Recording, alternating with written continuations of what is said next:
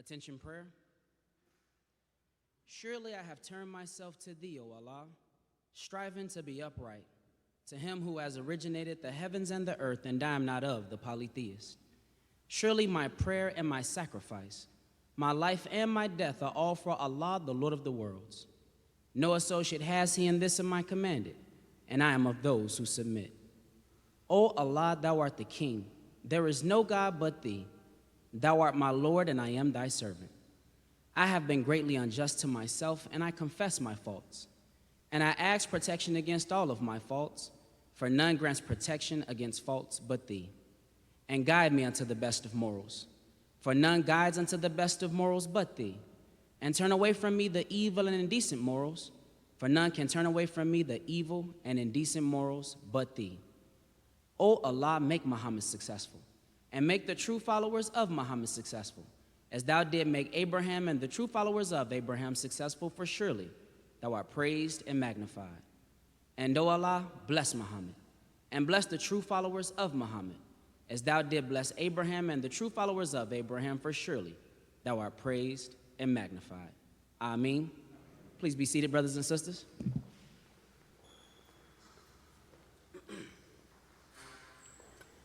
In the name of Allah, the Beneficent, the Merciful, I bear witness that there is no God but Allah, and I bear witness that Muhammad is his messenger. I greet my brothers and sisters on this beautiful Sunday morning. In the greeting words of peace, we say it in our original tongue of Arabic, Assalamu alaikum. How's everyone feeling? Brothers and sisters, it is always an honor, a privilege, and a blessing to be before you on this Sunday morning and just share with you some of the teachings of the most honorable Elijah Muhammad. We welcome each and every one of you that are here at Mosque Maryam, and we also welcome those who are tuned in all over the world via our online webcast on NOI.org. Give yourselves a round of applause for being present this morning. All praises due to Allah. Brothers and sisters, I get excited every Sunday, and if you knew me, you'd be like, man, why you always so giddy, Brother Daniel? Why you always so lit? And the real reason that I'm excited is because anytime in our community you can find a good deal, or anytime you know that something brand new is coming out, right? Everybody want to get on the phone, text your people, take social media selfies, right? And tell everybody the good news about the new iPhone that's coming out, the new sneaker deal, the fact that this company or this restaurant is passing out free food. All of that's good, but all of that is trinkets. Those are things that really don't improve the quality of your life and who you are as an individual and our overall condition as a community. So when I get excited on these Sunday mornings, it's because I know that it is our expressed intent and it is God's will for us to share with you divine knowledge, divine wisdom, divine understanding, and it is those essential ingredients that really improves the overall quality of our lives. This is more valuable than any trinket because trinkets come and go. They wear away with time. They get old, they get dingy. You got to replace them after a certain period of time. But when a man gets knowledge, when a man gets truth, when a woman gets knowledge, when a woman gets truth, they are able to navigate this thing called life, which is really what it's all about. Because if you think about the condition of our community on a personal level, most of us are only disgruntled and dissatisfied because we haven't learned how to live this thing called life properly. And until we learn how to live this thing called life properly, we won't have any peace. So it is truth, it is knowledge, it is divine revelation that teaches me as a man how to handle my wife and how to be productive and have a constructive family. It's this thing called life and wisdom and knowledge and understanding that's going to make me a better individual to my brother, so that when I see him in need or in want, I can give to him what I have and vice versa. That's true brotherhood. That's true sisterhood. But it all starts with this principle called truth. And what I wanted to share this morning is that at the essence and core of everything, God is there. If I was to ask you, what is the most important thing in your life, right? What is the most powerful thing in your life? Most of us out of our righteous nature would say that God is. Well, if God is the most important thing in our lives and the most powerful things in our lives, then it means that our understanding of that which is the most powerful, right, has to be correct. The reason our condition is raggedy, poor, naked, and out of doors is because our understanding of God is raggedy, poor, naked, and out of doors. And once we get our understanding about God correct, our life will begin to become correct. So I have a little formula. I say if we get God wrong, we get life wrong. But if we get God right, we get life right. All praises due to Allah. So then I began to reflect and say, what is the most important thing that in these few moments I have with my brothers and sisters on this Sunday morning that I can share that will help us to get God right? And I went straight to Message to the Black Man, and I remember the principle that the minister here at Mosque, Maryam, Minister Ishmael Muhammad, who's away this afternoon. We have a special guest keynote that we're going to share with you all shortly. But he reminded me something. He said, when you read Message to the Black Man, which is one of the most beautiful books that literally changed my lives. So if you don't have it, we encourage you to get it today, right? But he said, when you read it, the first 5 chapters deal with the same principle. And that principle is that God is a man. God is a human being. And I came from a Christian background when I came into the Nation of Islam, so that was like, I was shaking up, I was squirming, I was uncomfortable, right? But as they began to dissect it and break it down and show me that my understanding of God was wrong, and that's why my life and my condition was wrong, I began to say, man, you know what? It's something to this. Let me study, let me look into it. Think about it. I was very equipped and very familiar with the scriptures of the Bible, but they lifted a couple that I want to lift and just put on your mind this morning before our keynote presenter comes out. Is that okay with you all? Yes, sir. Number 1, when you read the story of Adam and Eve, and they are in the Garden of Eden, they first received an instruction to not eat of the forbidden tree. Does everybody recall that story? Well, my first question is, how did they receive the instruction? The last time I checked, when you receive an instruction, you must have something to listen with, right? And someone must communicate a direct instruction with you. But just in case you're cloudy on it, it then goes further in that same chapter, and it says that when Adam and Eve rebelled, they heard the footsteps of God approaching in the garden. Well, how can you hear the footsteps of a ghost? How can you hear leaves rustling, grass crunching, if it's only a ghost that's approaching them? So if they heard the footsteps of the Lord approaching in the garden, then evidently God must be a what? A human being. The second scripture in the book of Exodus, God says he spoke with Moses face to face as a man speaking with his friend. Well, my brothers on the side, Brother Samad and Brother Tariq, who will present shortly, they are both my friends. And we were in the back preparing to come out this morning. Guess what? We spoke face to face. It wasn't through FaceTime. It wasn't through any digital device. It wasn't because they were distant. It was because we were right in front of each other communicating as brothers.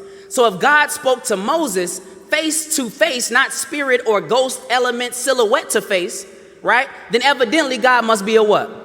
And then I'll leave this last one on you. In Genesis chapter 18, the father of the faithful, both the Muslims, the Christians, and the Jews all claim a particular human being. And his name is Abraham.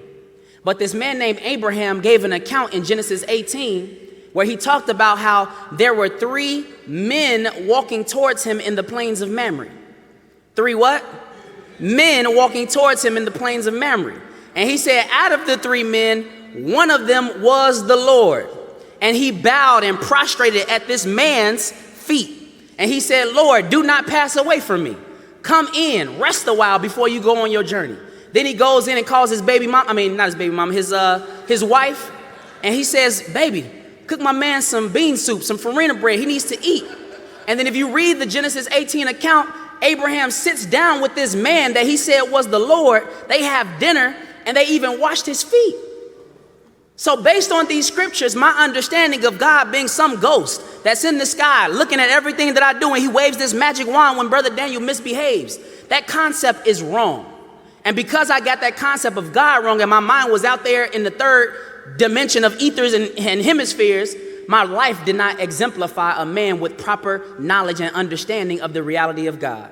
So with that being said, brothers and sisters, we just want to drop that on your mind. God is a human being. And he's not just a human being just for us to get caught up in some type of man. He's a human being to show you the potential that is in each and every one of us sitting in these seats this morning.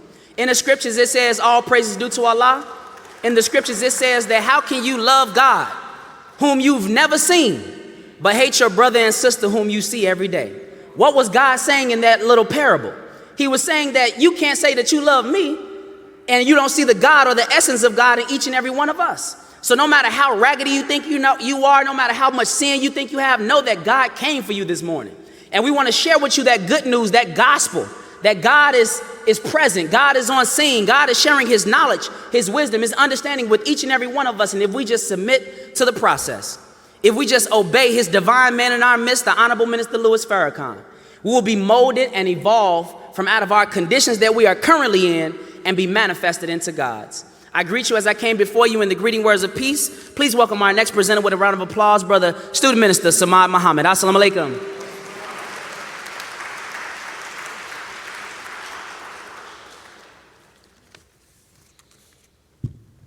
In the name of Allah, the Beneficent, the Merciful, who came to us in the person means physically, of Master Farad Muhammad.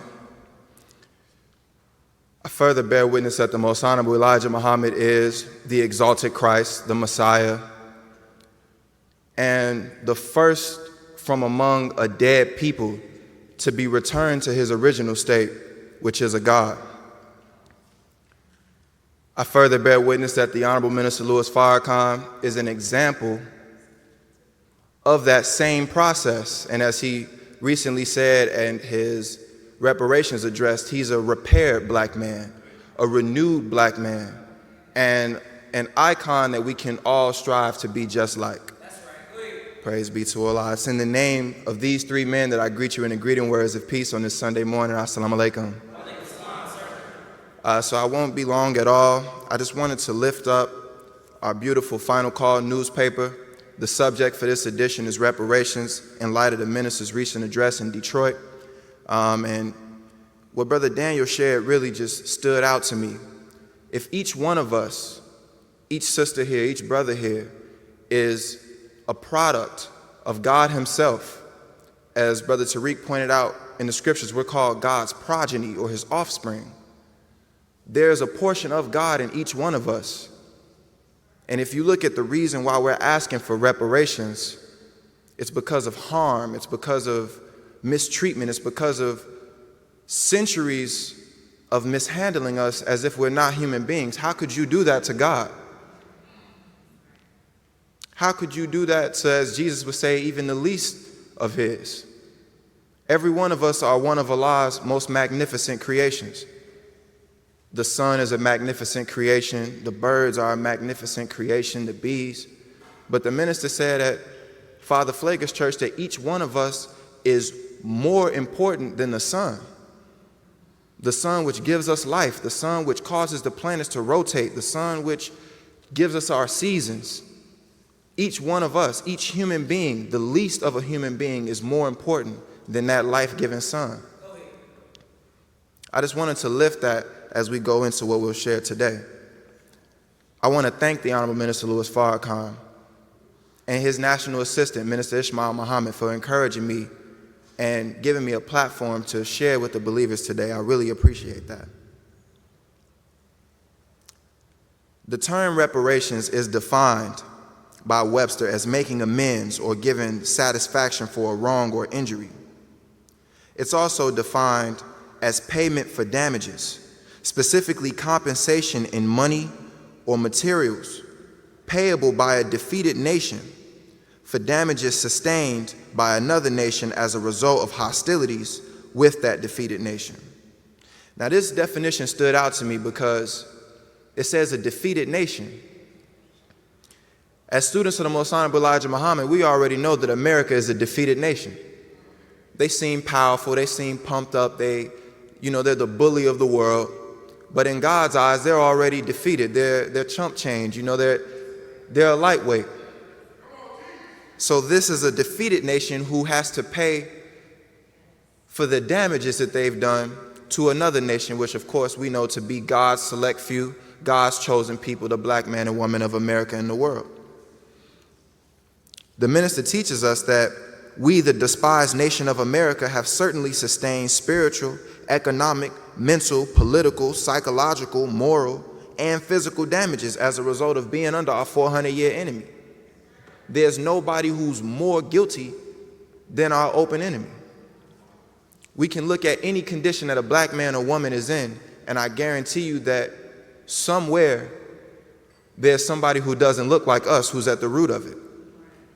In fact, the minister said that he can pretty much do away with anything that we've done because our sins are actually sins that were placed on us by our white slave masters. I want to lift this incident that took place in Sacramento, California, just to show you that the nature of our 400-year enemy hasn't changed. It's not 1555, it's not 1863, it's 2019, and their MO is still exactly the same. You have in this scenario, there's a 12-year-old young black brother. I don't have any 12-year-old siblings, but I'm sure you can imagine a 12-year-old young black boy. He's probably no taller than that, not harming nobody, not doing nothing. So his family, they're at a carnival. The young brother is with his sister, and he's being followed by an unarmed security officer of, I think it's called Paladin Security. Yeah, Paladin Security. So the Paladin security guard is following the young brother around. He's calling for backup of the Sacramento PD. So the Sacramento PD, they find the young brother and they begin to question him about, what are you doing? Why have we received a call about you? So this is the narrative that his attorney gave in the Final Call newspaper. They said that the young brother is asking multiple times, why is he under arrest? Because he doesn't understand. The security guard is stating that the boy has been begging and, amongst other things, basically loitering amongst the people who are attendants at the carnival. Moments later in the video footage that they're showing at the deposition, check this out. A hot dog stand employee, white man, serving hot dogs, comes up and grabs the boy, puts him on the ground, and helps officers to detain him. Then a female white officer places a plastic bag over the boy's head. This is a 12-year-old boy. Places a plastic bag over his head and alleges that, he deserves this because he's notorious for being around here, notorious for messing with people. Now, this is the boy's first time at the carnival. So you have members of the community who are also attending this. They're videotaping as we all do, standing around, don't do that. And they said that what you guys are doing, you're doing this to a minor. His parents should be here. So while the boy is on the ground, he's yelling that he can't breathe because there's a bag over his head.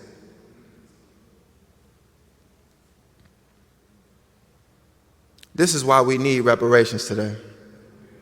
Because they haven't changed.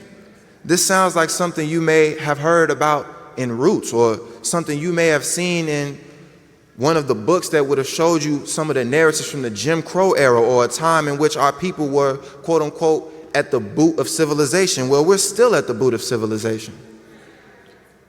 So when we're asking for reparations, we can only follow in the footsteps of the Most Honorable Elijah Muhammad.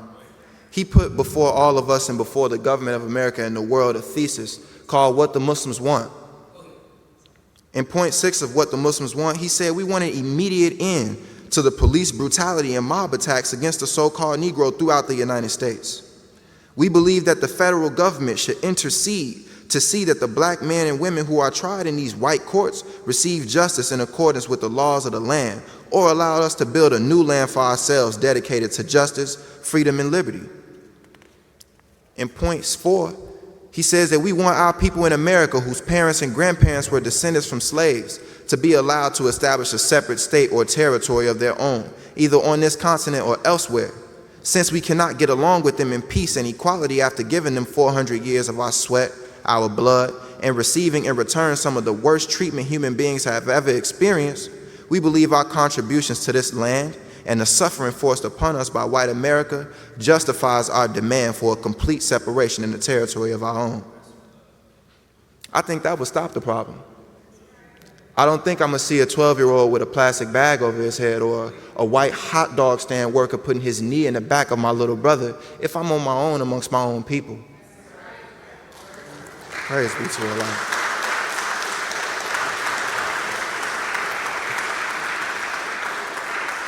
I just wanted to lift this because when you hear the Nation of Islam asking for reparations, we're not asking you to cut a check. We're asking you to cut a portion of this country or this earth for us so that we can go and do for self. Praise be to Allah.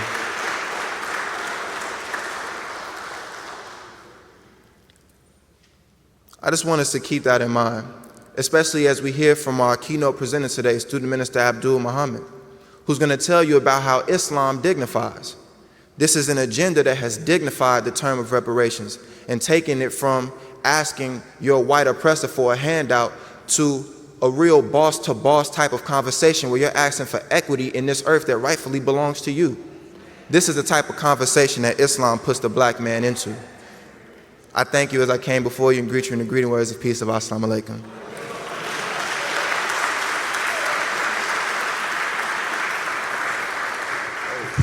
Can we give Brother Samad Muhammad another round of applause? In the name of Allah, the Beneficent, the Merciful, I bear witness there is no God but Allah, and that Muhammad is his messenger. We greet you all with the greeting words of peace and paradise. We say it in the Arabic language of Assalamu alaikum. First and foremost, I just want to thank Allah for the Honorable Minister Louis Farrakhan and his national assistant, Student Minister Ishmael Muhammad, for allowing us the privilege to serve in the ministry class here at Mosque Maryam. And I just want to thank Allah for all that he has given to us as black people here in America first, because his objective and his intention was just to put us back on top of civilization. And we don't even understand the magnitude of what he has given us. But in the Nation of Islam and what we want to do today, we want to just give you a glimpse of what Master Fard Muhammad gave to your brother and my brother, the Honorable Elijah Muhammad. So we can't say that some foreigner came to us and he didn't speak our language. So the Holy Quran says that Allah always raises up a warner or a messenger from among the people so that we would have no excuse and say that we did not understand the language when he came and taught us. So the men that we represent are men that came right up out of our condition.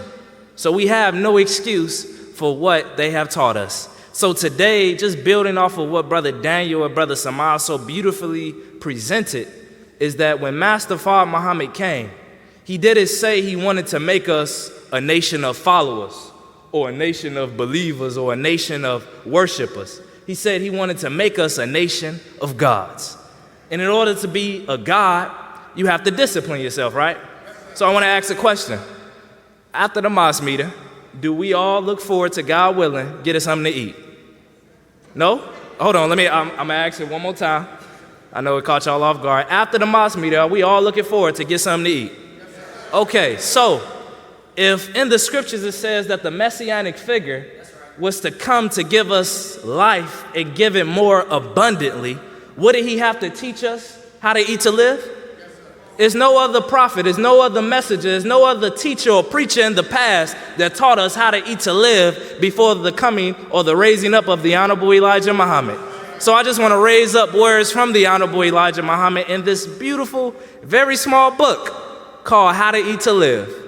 And before I came to the mosque, I was just researching, because us as black people, we could be very foolish. We like to wait until we get a white stamp of approval on things before we actually listen to what a black man has already given us. So I just researched it, and I saw in books it said that white authors had books about fasting and how to eat 1 meal a day and all of these diets, and they was charging $20, $30, $50. And the Honorable Elijah Muhammad, this is a priceless book that we have, and it's only no more than $10. But I just want to give a testimony on how this has improved my health and my physical life and also my mental life. And I know that believers can bear me witness. If you ever look at the Honorable Minister Louis Farrakhan and you say that he's hit the fountain of youth, 86 years young, beautiful, vibrant, he'll tell you, if you ask him what's his secret, he'll say it's how to eat to live. So we want to just tell you what's in the book. You just open up to the first page. Look at what it says. You don't even have to go no further. The Honorable Elijah Muhammad tells you exactly who he got this book from. And in all of those books that you find that white scholars have written about eating to live, they will not say these words. He said, quote, "There is no way." Are y'all listening? All right, before I give the quote, the book at the top, it says from God in person. There's no other book that you'll find saying from God in person, all right? All praise is due to Allah. So if it said that, let's take a listen to what it has to say, and let's try to test God to see if this is really revelation from God. He said, quote, "There is no way for us to learn the right way to eat in order to live a long life, except through the guidance and teachings of Allah who came in the person of Master Fard Muhammad." Now, in some of these contents, I just want to read them real quick. Some of the context of the chapters, it says fasting, 1 meal a day, how to live more than 100 years. Did y'all hear me? That's crazy, right? All right, so look, the teachers of the Honorable Elijah Muhammad, just a disclaimer, they're lit, okay? And if you study and apply the teachings, your life also will become more lit. So look, it says the benefits of eating once a day. Did you know, brothers and sisters, that we are taught to eat just 1 meal a day? Now, that on the surface, it sounds crazy, but check this out. It takes 24 hours to completely digest 1 meal. So if you eat 1 meal a day for a whole year, guess how many meals that is in a year? 365. If you eat 3 meals a day, as we are taught to eat by the enemy and the doctors of this world, guess how many meals that is in a year? 1,095 meals. Now that's a lot of meals. But just if you was tweaking on me, let me just put this in perspective. In 7 days, if you eat 3 meals a day, and it takes a complete 24 hours just to digest 1 meal, brothers and sisters, in 7 days, you will have 21 backed up meals, eating 3 meals a day. Now that's crazy, right? Now, if you can just wonder why is so much sickness, so much disease, why our communities are plagued with diabetes and high blood pressures, why our families, and I have a lineage of diabetes in my family, and I know many of you have that same lineage. It is because we are not following how to eat to live. So the Honorable Elijah Muhammad said, as I bring up back to the podium, Brother Daniel, I just want to quote something else he said in How to Eat to Live. He said that Allah God, in the person of Master Fard Muhammad, taught me that fasting with the right kind of food is the cure for our ills. Did you hear me? All right, one more. I got to give y'all one more. Like I said, it's lit, all right? Allah taught me that 1 meal a day will keep us here for a long time. We will be able to live over 100 years. Now, I'm not in a rush to grow up, to hit the 50s and the 60s, right? But the only reason I'm in a rush is because I just want to bear witness to you that the teachers of the Honorable Elijah Muhammad are exact and good for us in our condition. And one last thing. Since I began following How to Eat to Live 5 years ago, I have not gotten any headaches. If I get a headache, it's because I'm probably stressed or dehydrated. I'm able to track why I'm feeling some type of way according to my health. I don't get sick, brothers and sisters. It's been 5 years. Brother Tariq has not gotten sick. The only thing I have gotten is a common cold, or worst case scenario, I ate some bad food one year and I was throwing up, but that was it. You feel me? But how to eat to live, when the Honorable Elijah Muhammad said fasting and eating to live is the cure for all our ills. Just by being a young brother, I don't suffer the certain ailments that young people suffer. I'm just bearing witness, and I'm a testimony to what the Honorable Elijah Muhammad has given to us. So as I am that testimony, and as I have had that experience, and as I am witnessing this, we also can witness this as well as a people. So I thank you for allowing me these few brief words as I greet you in peace. Of Assalamu alaikum. Please help me welcome back to the rostrum, Brother 10X. Assalamu alaikum. Assalamu alaikum. Brothers and sisters, we are almost at that time for our keynote presenter, Brother Student Minister Abdul Muhammad. But before I bring him up, there is something, I have one correction as well. Brother Tariq did say 21 backed up meals. It's actually 14. Okay, so we like to be right and exact in the Nation of Islam, so it's just 14 backed up meals. But moving on, when I came into the Nation of Islam, there's a class that we all have to go through. It's called processing class, because Prophet Muhammad said that one learned believer is harder on the devil than 1,000 ignorant worshipers. So that means in the Nation of Islam, we believe in having knowledge and making an intelligent decision of whether or not you want to be a part of the Nation of Islam. So we have this class called processing class, and I used to sit there as a young man. I thought I had that smoke because I grew up in a Christian household with a father pastor, a prayer warrior mom. I was like, oh man, I'm about to get them. I'm about to bust them up. But this brother that's going to be our keynote presenter today, every time he came to that processing class to share a few words with us, he always lit a fire in me. And in our supreme wisdom lessons, it says, in problem number 13, it says, now you must speak the language so you can use your mathematical theology in the proper term. Otherwise, you will not be successful unless you do speak well. This brother amazed me because every time he came up to present, the language that he used, the humor that he used, the data that he presented, always just lifted my spirits and made me so happy to be coming into the Nation of Islam. And it's no coincidence because after I came into the Nation, I found out that this brother has some credentials. And there was a reason why he could speak the language so well. So our brother who will be keynoting this morning, he has over 25 years of teaching experience in the Chicago public schools. And in those 25 years, he wasn't just some Rudy Poo. He actually won Teacher of the Year award. And if you're not familiar with that, that's an award that is national, where they take and weigh the effectiveness of a teacher from all across the country. He's competing against all teachers. And he won Teacher of the Year award, which again understands why he speaks that language so well. But more than that, because it's one thing to learn in the public food system, but it's another thing to learn about God. He's been 29 years in the ministry here in the Nation of Islam, teaching and educating and touching the youth. So today I want to present to you, introduce to others, a beautiful brother. He kept me lit. He kept me going when I was coming through the canal of, or the birth pangs of coming into the Nation of Islam. Please welcome our keynote presenter this morning, Brother Student Minister Abdul Muhammad, with a powerful lecture entitled Islam Dignifies. Assalamu alaikum.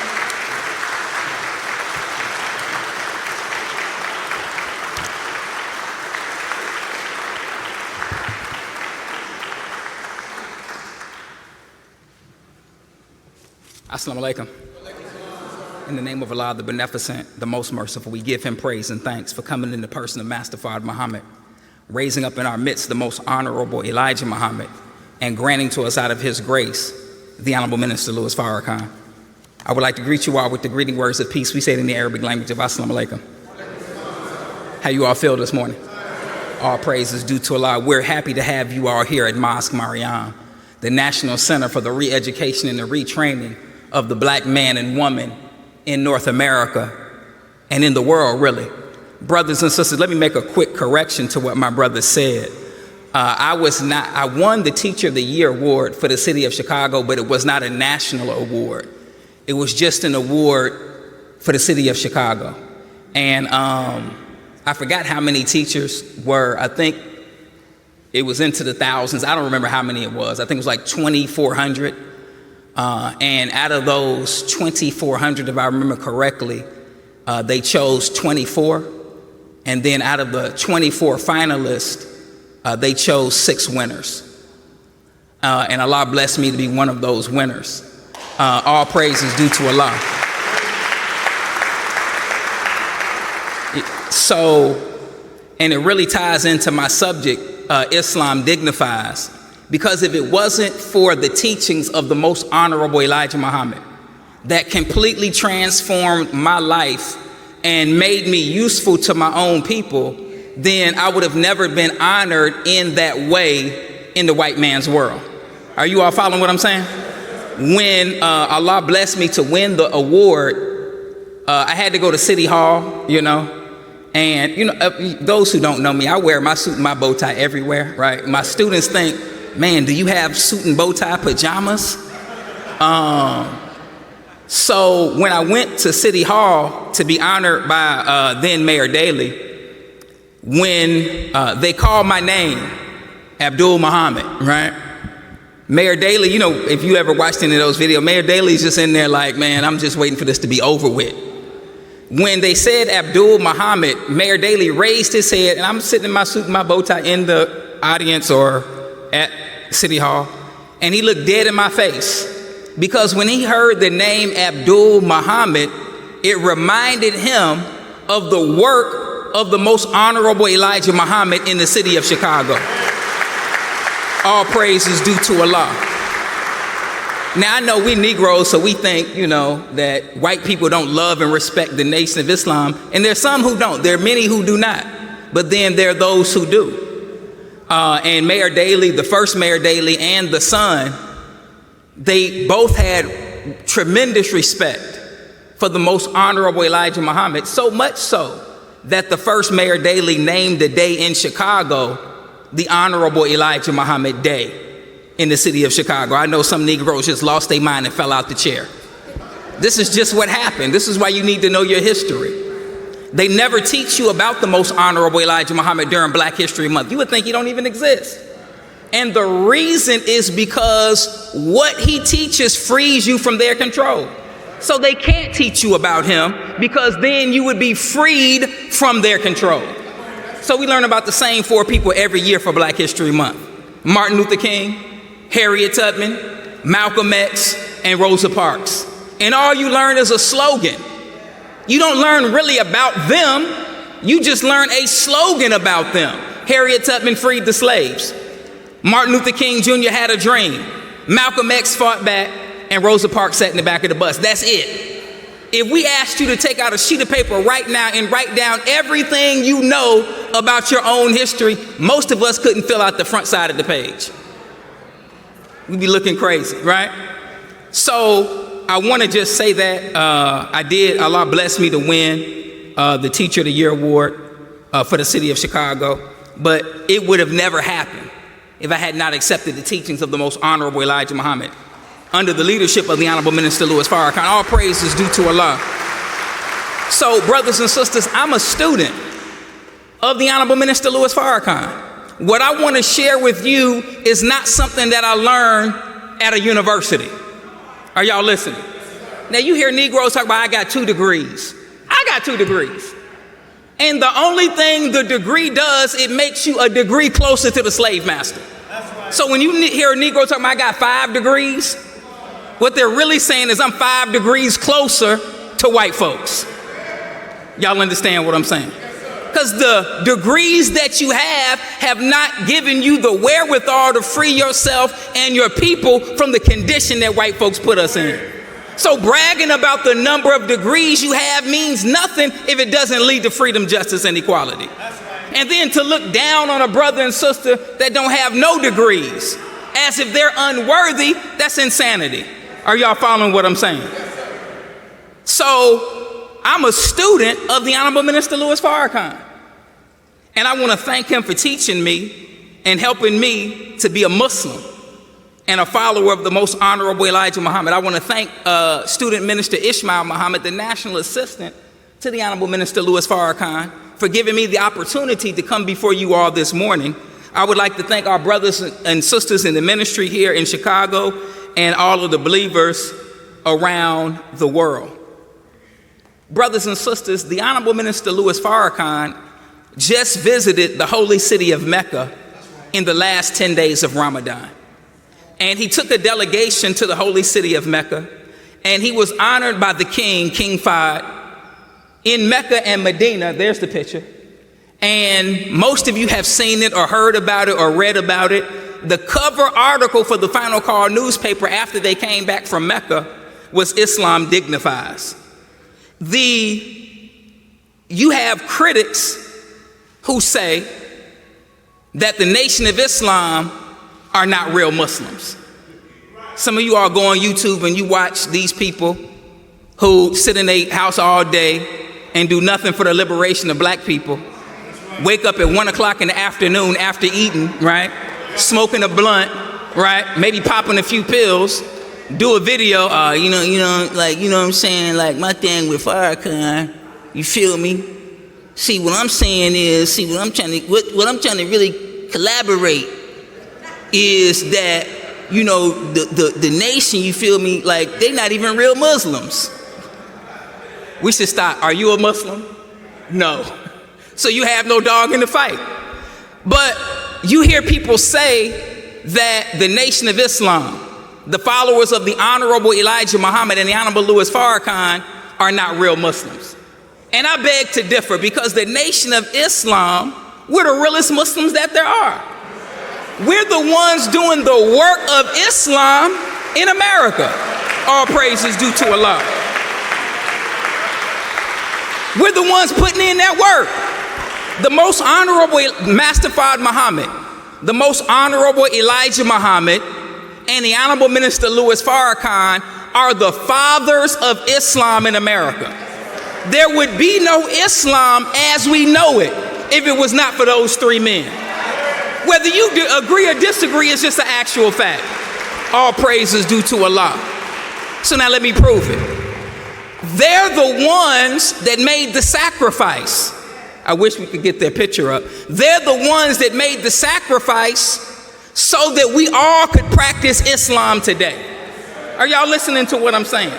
The most honorable Elijah Muhammad is the man that made the sacrifice for 44 years in America so that we could practice Islam. You go to schools, right? And the schools accept Muslims. They wouldn't accept the children of the Nation of Islam. We had to build our own school. Are y'all following what I'm saying? And the enemy came and raided the school. All of you black people, and just not black people, white people, whoever, that have independent education for your children. You have charter schools, right? You have home schools. You have independent education for your children. But you didn't fight for that. You benefited from a fight that was led by the most honorable Elijah Muhammad, starting in Detroit. He's the one that fought that battle and everybody benefited. You understand what I'm saying? If Trump says tomorrow that we're going to war with Iran and you say, I'm a Muslim and I refuse to fight against Muslims, nothing's going to happen to you. Not because you fought that battle, but the most honorable Elijah Muhammad is the one that fought that battle during World War II. All praise is due to Allah. All the people that said prior to the most honorable Elijah Muhammad, all the people that said, man, we're not going to war. You know how black folks talk, right? They always say what they're going to do, right? Till white folks show up. And then they do what white people say. You understand what I'm saying? I'm going to tell y'all this joke real quick. There was a brother who got pulled over by the police. And when the police pulled him over, he said, officer, was I speeding? The officer punched him in his mouth. Then he said, man, what did I do? He punched him in his mouth again. Then he tried to go for his wallet to show him his license. He punched him in his mouth again. Now his friend just sitting there looking at the whole thing. You know how we do, right? So then the officer comes to the other side of the car and then punches him in the mouth. And then the brother asked the question, officer, why did you hit me in my mouth? He said, because I knew when you got down the street, you was going to say, I wouldn't let him do me like that. That's black folks. You understand what I'm saying? So now, all the black people before the honorable Elijah Muhammad that was talking that talk about we not going to war, when the white man showed up, guess what? They all went to war. The most honorable Elijah Muhammad and the early Muslims were the first ones that said we're not going to war, we would rather go to jail. You understand what I'm saying? Because they were unafraid of the white man. So the white man put him in jail. And he thought that when he put the most honorable Elijah Muhammad in prison, the most honorable Elijah Muhammad was too old to fight the war. The draft was from 18 to 44. He was 45 years old.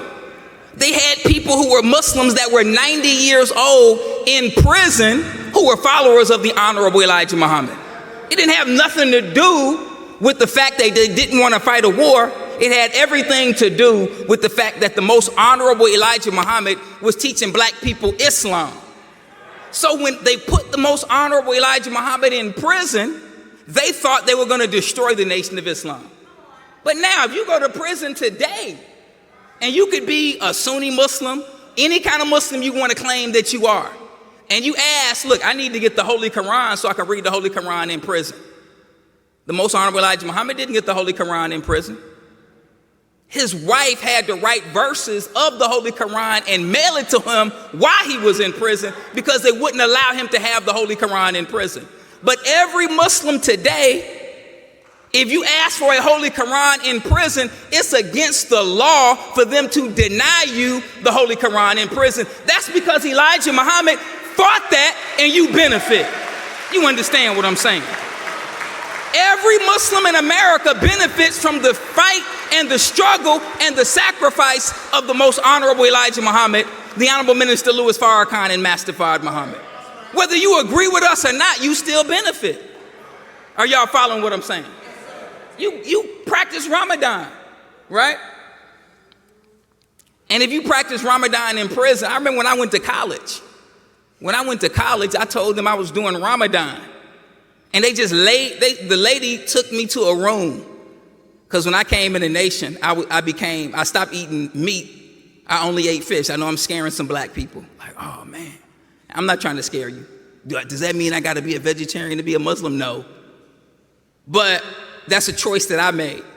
So the lady who was the lunchroom manager at my college during Ramadan, she brought me in this room, and it was a room full of food. And she said, yeah, we have a whole budget for vegetarians, but nobody eats the food. So she let me go in the room and pick out any food that I wanted. You understand? Now, I received a benefit that I didn't fight for. The most honorable Elijah Muhammad and the Muslims fought for that, and we received the benefit. Are you all following what I'm saying? When we went to prison as black people, the white man would experiment on us with experimental drugs. They still do the same thing today. And all the Negroes were afraid to challenge white folks. So they would take the experimental drugs in prison. That's why our family come out crazier than when they went in. Are y'all following me? The only black people that were unafraid to fight against white folks were the members of the Nation of Islam that were incarcerated. So everybody's benefiting from our sacrifice, whether you're a Muslim or not. You understand?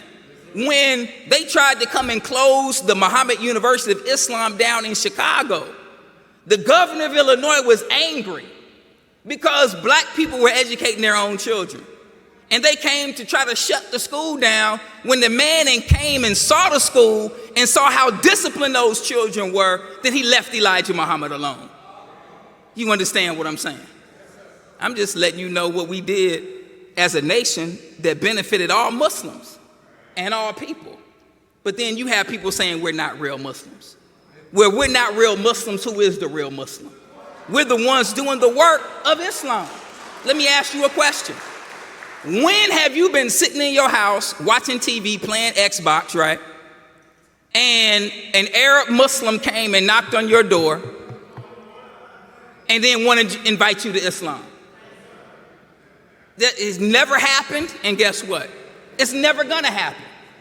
Because they're not in our communities proselytizing Islam to black people. Your only interaction with them, most of you, is when you go to the corner store. You go to this corner store and look, I need that strawberry swisher. I need a lighter, right? I need a 40 ounce. Muhammad, how much that gonna be? Oh, let me get some of these, it's some pig feet right on the counter, right? Muhammad, throw a pig foot in there, right? Now, he never opened his mouth to invite you to Islam, right? Then you say, man, let me get a couple of those pick 3 lottery tickets, right? You go to the store, it's a line for gas and a line for lottery. Everybody behind the counter is a Muslim. And none of them ever opened their mouth to invite you to Islam. But we not real Muslims? What are you talking about? So now, then you leave a corner store. You got your strawberry swisher, you about to roll that blunt, right? You got your 40, you got your pick 3. You hit the corner, and then you see a FOI. And you got your pants by your knees, tattoos everywhere, right? And then this brother invites you out to the mosque. You come to the mosque, and the knowledge you receive blows you away. So you're like, man, I want to join. I want to be a Muslim, right? So you pull your pants up. You stop smoking weed. You stop drinking. You stop watching XXX movies, right? You stop popping pills. You stop smoking loud, right? You stop disrespecting your women. You stop disrespecting your mama. All of these changes, and then you go back to the Arab store. Now, he done seen you pull your pants up, stop smoking, stop drinking, stop eating pig feet, stop eating chitlins, right? Stop buying pork rinds, right? Stop buying 40s, right? And now that Farrakhan has cleaned you up, now that the Honorable Minister Louis Farrakhan has transformed your life with Islam, now he wants to open his mouth and say that you don't have the real Islam. But the real Islam is what made you throw the pork down. The real Islam is what got you out the strip club. The real Islam is what made you stop smoking weed and shooting dice in the alley. The real Islam got the real results. You understand what I'm saying? So what are we talking about? When you see these commercials and the man puts a stain in the carpet and they put dirt, oil, all kind of stuff, and then they pull out the stain remover, right? And you like, man, that ain't even gonna work. And he sprays it on there a few times, wipes it off, and the stain is gone. Why do they do it like that? They know seeing is what? Believing, right? So when you see somebody come from where we all came from to live the righteous life of a Muslim, how can you say that that's not real? Now, over the years, I taught processing class. We get brothers all the time. I had a brother stop me one day, man, brother, I was out there with the Arabs, you know what I'm saying? And with them, I was still smoking weed, you know what I'm saying? He said, but when I come here, I feel like I have the power to overcome my weed habit. This is what a brother told me in the processing class. What's the difference if that's real Islam and what we have is not real? The proof is in the pudding. So now, all praise is due to Allah. They say, you hear people say, man, see, I was with the nation. Then you feel me, then what happened was I read the Holy Quran. Okay, we read the Holy Quran every year during the month of Ramadan. I've read the Holy Quran many times. There's nothing in this book that is against what the most honorable Elijah Muhammad teaches. You understand what I'm saying? There's nothing in the Holy Quran that contradicts what the most honorable Elijah Muhammad teaches. That's just a fact. I know you want to argue. I know you're saying, but I already know. This ain't that lecture. This is the lecture Islam dignifies. Now, but listen to this, brothers and sisters.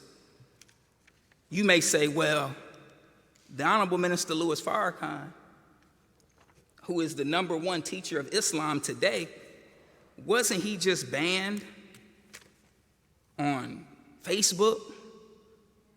Can I go back real quick before we go to that? Can we put the word dignified, the definition up? Listen to this definition, because we're talking about Islam dignifies. The word dignified means to make something seem worthy and impressive.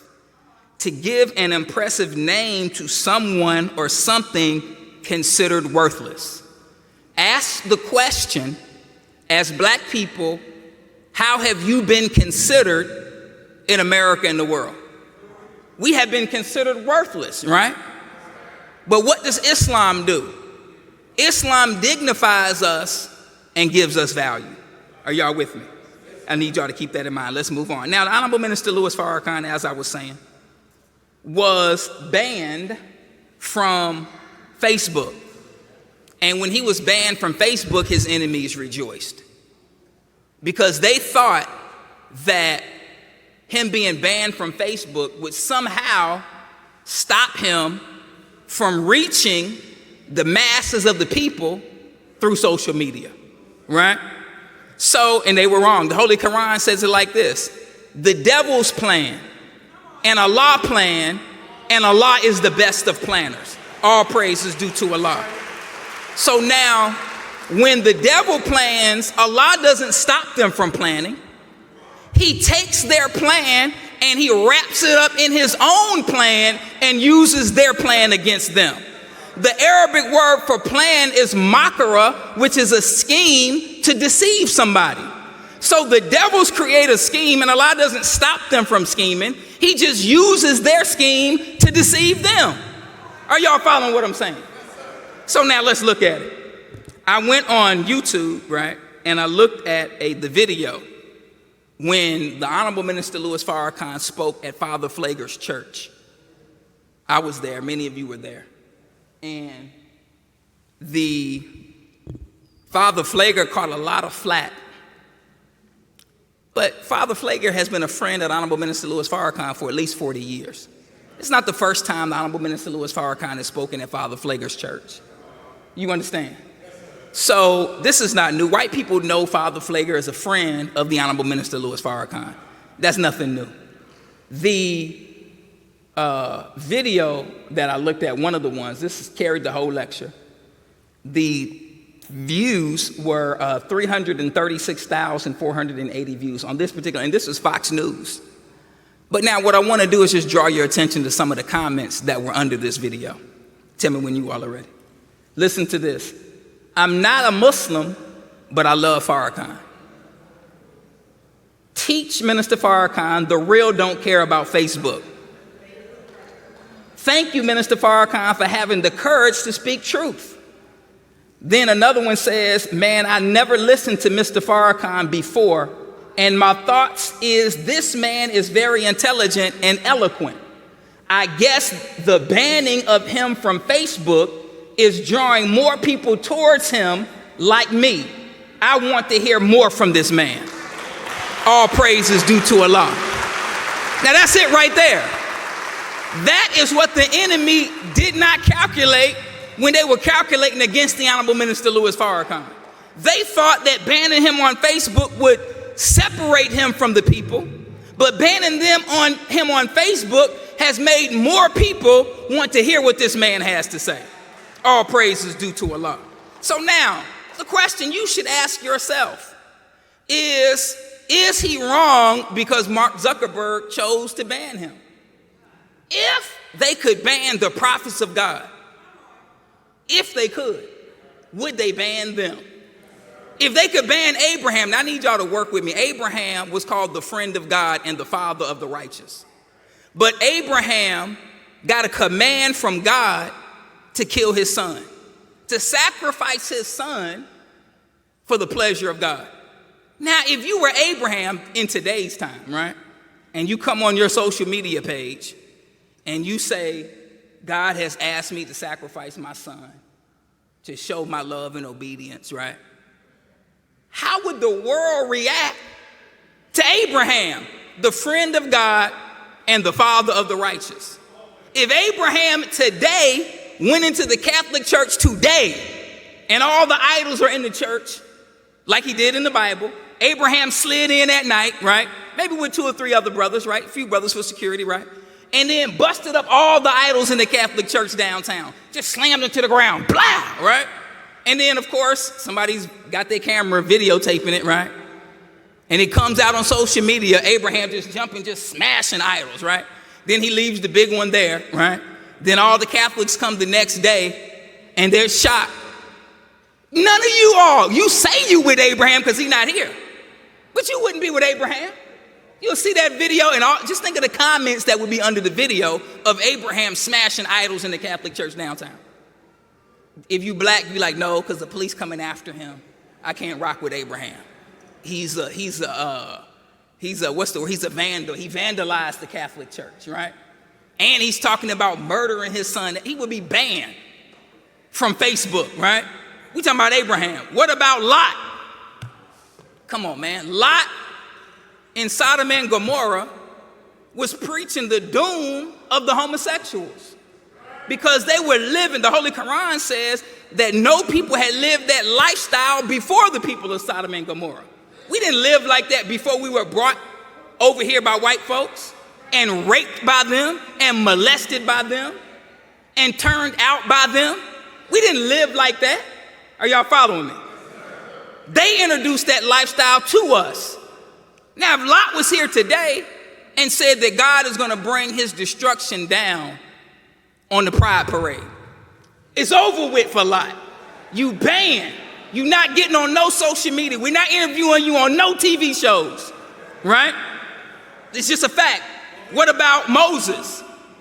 Moses going to Pharaoh. Just imagine Moses going to the president, and he already brought 9 plagues, and he's in the White House talking to the president, and then he said, you didn't listen to any of the other plagues, so now what's going to happen? God is going to kill your firstborn son. What would CBS and CNN and MSNBC, InfoWars, and everybody else, including you, say about Moses? He's violent. He's talking about killing the president's son? No, we have to do, you would be banned on Facebook. You understand? Mark Zuckerberg is a Jewish person. Would Mark Zuckerberg ban Moses as a Jew? Absolutely. You understand? What about Joshua? Joshua went into the land that God wanted the children of Israel to go into. And the children of Israel saw the giants in the land. And the children of Israel, they were afraid, but Joshua went in and they got the giants out of the land. Are y'all understanding what I'm saying? Today they would say Joshua is anti-giant. He's giant phobic. And they would ban Joshua on Instagram, Facebook, and Twitter. Are y'all following me? Okay. What about David? David, before he killed Goliath, gave a speech. And he said what he was going to do to Goliath. Then he said, I'm going to take your own, not only am I going to kill you, I'm going to take your sword and chop your head off with it. Now imagine that was on Facebook. The speech of David talking to Goliath. What would Facebook do? Facebook would ban David.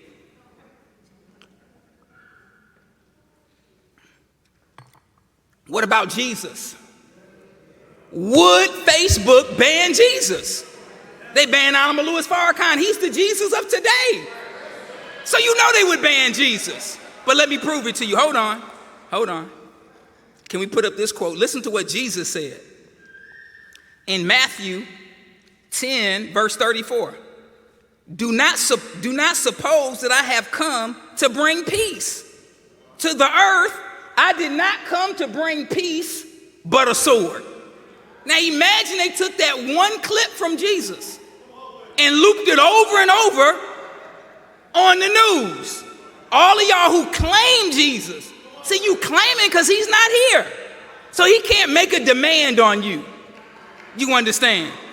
You wouldn't be rolling with Jesus. As soon as the white man said that, you know, when the minister was on Donahue and the white woman stood up and said, it sounds like violence, right? Once white folks started to tell you that what Jesus said sounds like violence, you would back away from Jesus. You understand? Let's keep it moving. Let's go to Matthew 12:34. Listen to what Jesus said.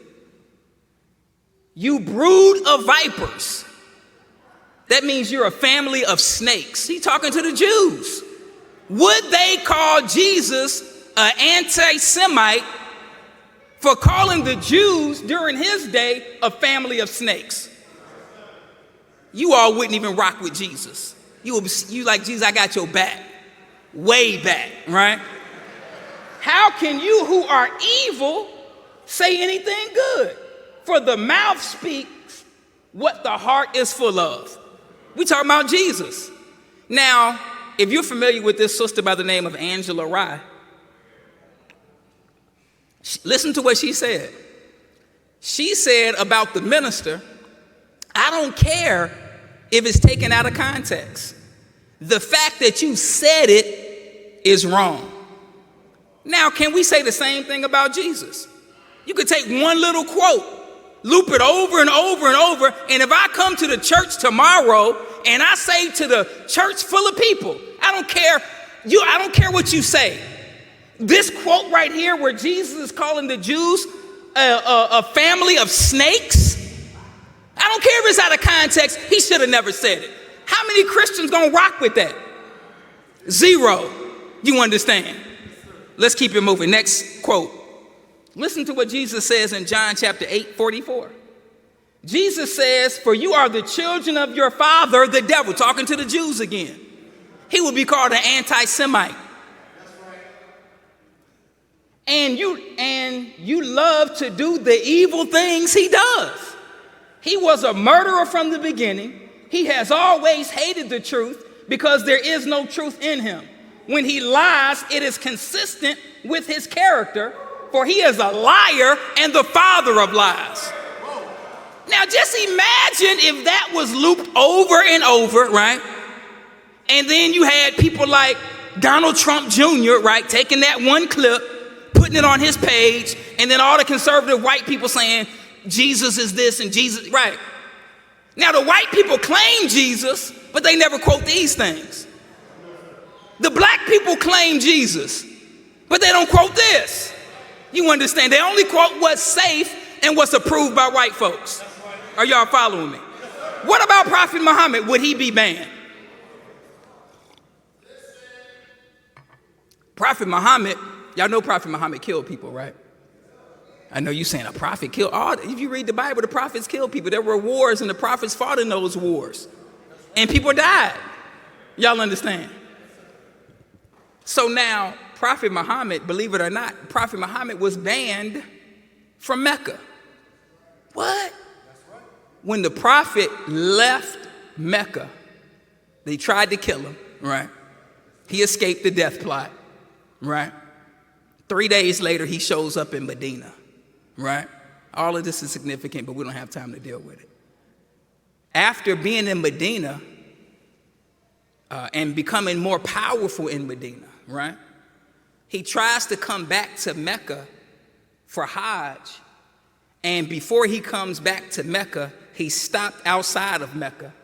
And the Quraysh, who are his family, right? They meet with the prophet, and they come up with a truce called the Truce of Hudaybiyah, right? And in that truce, because the Muslims were trying to come to Mecca that year, right? But in that truce, the truce said that they would not be allowed to come that year, but they could come the following year. So in effect, Prophet Muhammad was what? Banned from Mecca for a year. But they came back the following year. Are y'all following what I'm saying? So just because the enemy of righteousness, the enemy of freedom, justice, and equality bans you, doesn't mean that it's something wrong with you. In fact, in this world, it means what? It's something right with you. So now listen to what this author said about Prophet Muhammad in the book Muhammad at Medina. Listen to what he says. He says, of all the world's great men, none has been so much maligned as Muhammad. So now, if W. Montgomery Watt could say this about Prophet Muhammad, and the most honorable Elijah Muhammad and the honorable Minister Louis Farrakhan have been maligned, right? Then my point to you is that they're in good company with all of the prophets and messengers of God. That's my point. So now, brothers and sisters, we're talking about Islam Dignifies. And the honorable Minister Louis Farrakhan is the #1 teacher of Islam. And in his effort to teach us, he comes under a lot of criticism. But there's a certain type of criticism that you have to be aware of, because all of us can be criticized. None of us are above critique. But there's black criticism, right? And then there's Negro criticism. And the criticism that the Honorable Minister Louis Farrakhan suffers from is Negro criticism. And I'm getting this out of a book that you need to get. It's a great book. I have a lot of books up here. And it's called The American Directory of Certified Uncle Toms. Yeah, it's a real book. You need to get it. Now, it needs to be updated for 2019.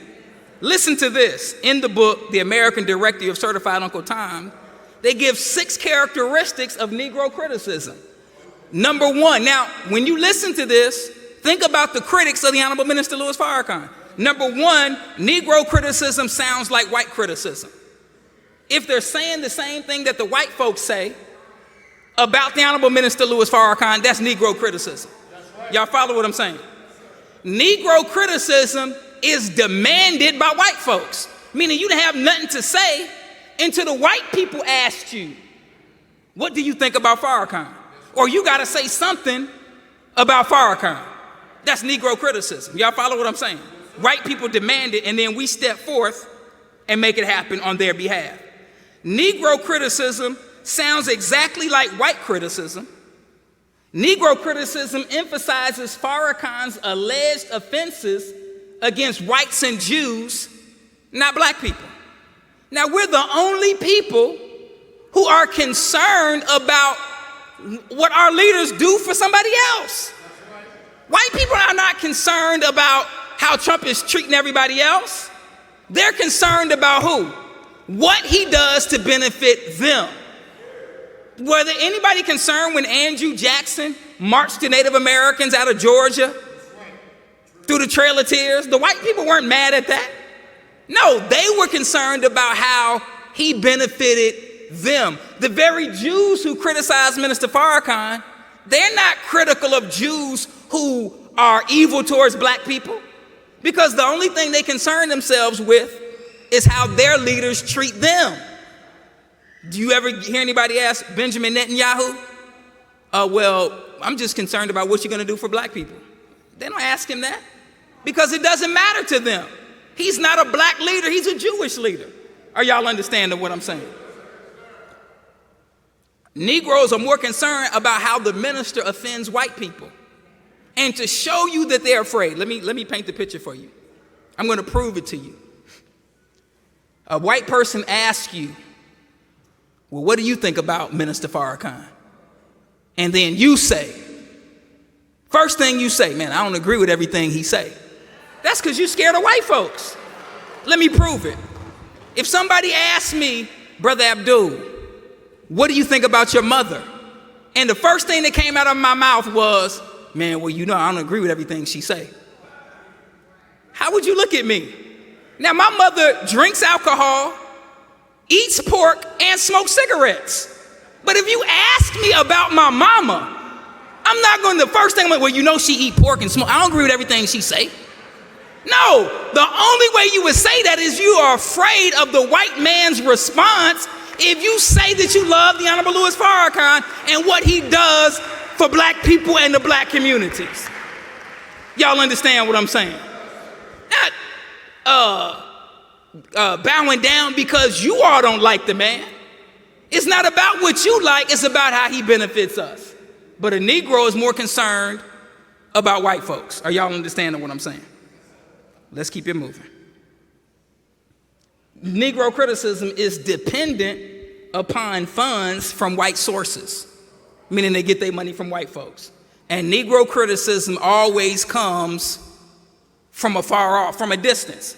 So they never invite the Honorable Minister Louis Farrakhan on The View. They talk about him on The View. But Whoopi Goldberg never invited him. They invited Tamika Mallory, and they asked Tamika Mallory about the minister, right? The minister was never on Oprah. The minister did the Million Man March, and after the Million Man March, the Honorable Louis Farrakhan was not on Oprah, but he was on Donahue. Because white people are free. They can interview whoever they want. Black people cannot, because you know if you agree with anything he say, anything, then the sun is shining today. If you agree with that, after he said it, then they're gonna make you have consequences and repercussions. Are y'all with me? Now let's keep it moving. I wanna do this real quick. There's been a lot of talk about reparations. And reparations is something that black people absolutely deserve. If you read what the Most Honorable Elijah Muhammad teaches, he lays it out on the back page of Now the Final Call, Then the Muhammad Speaks, what that would look like. But I'm gonna say this, and I hope not to hurt your feelings, but we just gotta keep it 100% real. If we're looking for reparations from white people are never gonna give us reparations. Are y'all following what I'm saying? White people are never going to give black people reparations. Am I saying reparations is wrong? No. Am I saying that? I'm not saying that. Am I saying that we shouldn't be fighting for reparations? I'm not saying that either. I am saying that if you expect the United States government to give black people reparations, that's never going to happen. Now, let me give a quote from Andrew Johnson. Listen to what Andrew Johnson said in 1866. This was the man who replaced Lincoln after he was assassinated. When Lincoln promised every black person 40 acres and a mule, it was Andrew Johnson that went back on that promise. Are y'all following what I'm saying? Okay. He said everyone would and must admit that the white race was superior to the black, and that while we ought to do our best to bring them up to our present level, that in doing so, we should at the same time raise our own intellectual status so that the relative position of the two races would be the same. Now, the key word is relative position. If I'm in a car driving at 50 miles an hour, right, and you're 10 miles behind me driving at 50 miles an hour, will you ever pass me? The relative position, even though we both moving, the relative position of the two cars remains the same because we're moving at the same rate. Are y'all following me? So what we think is progress is not really progress.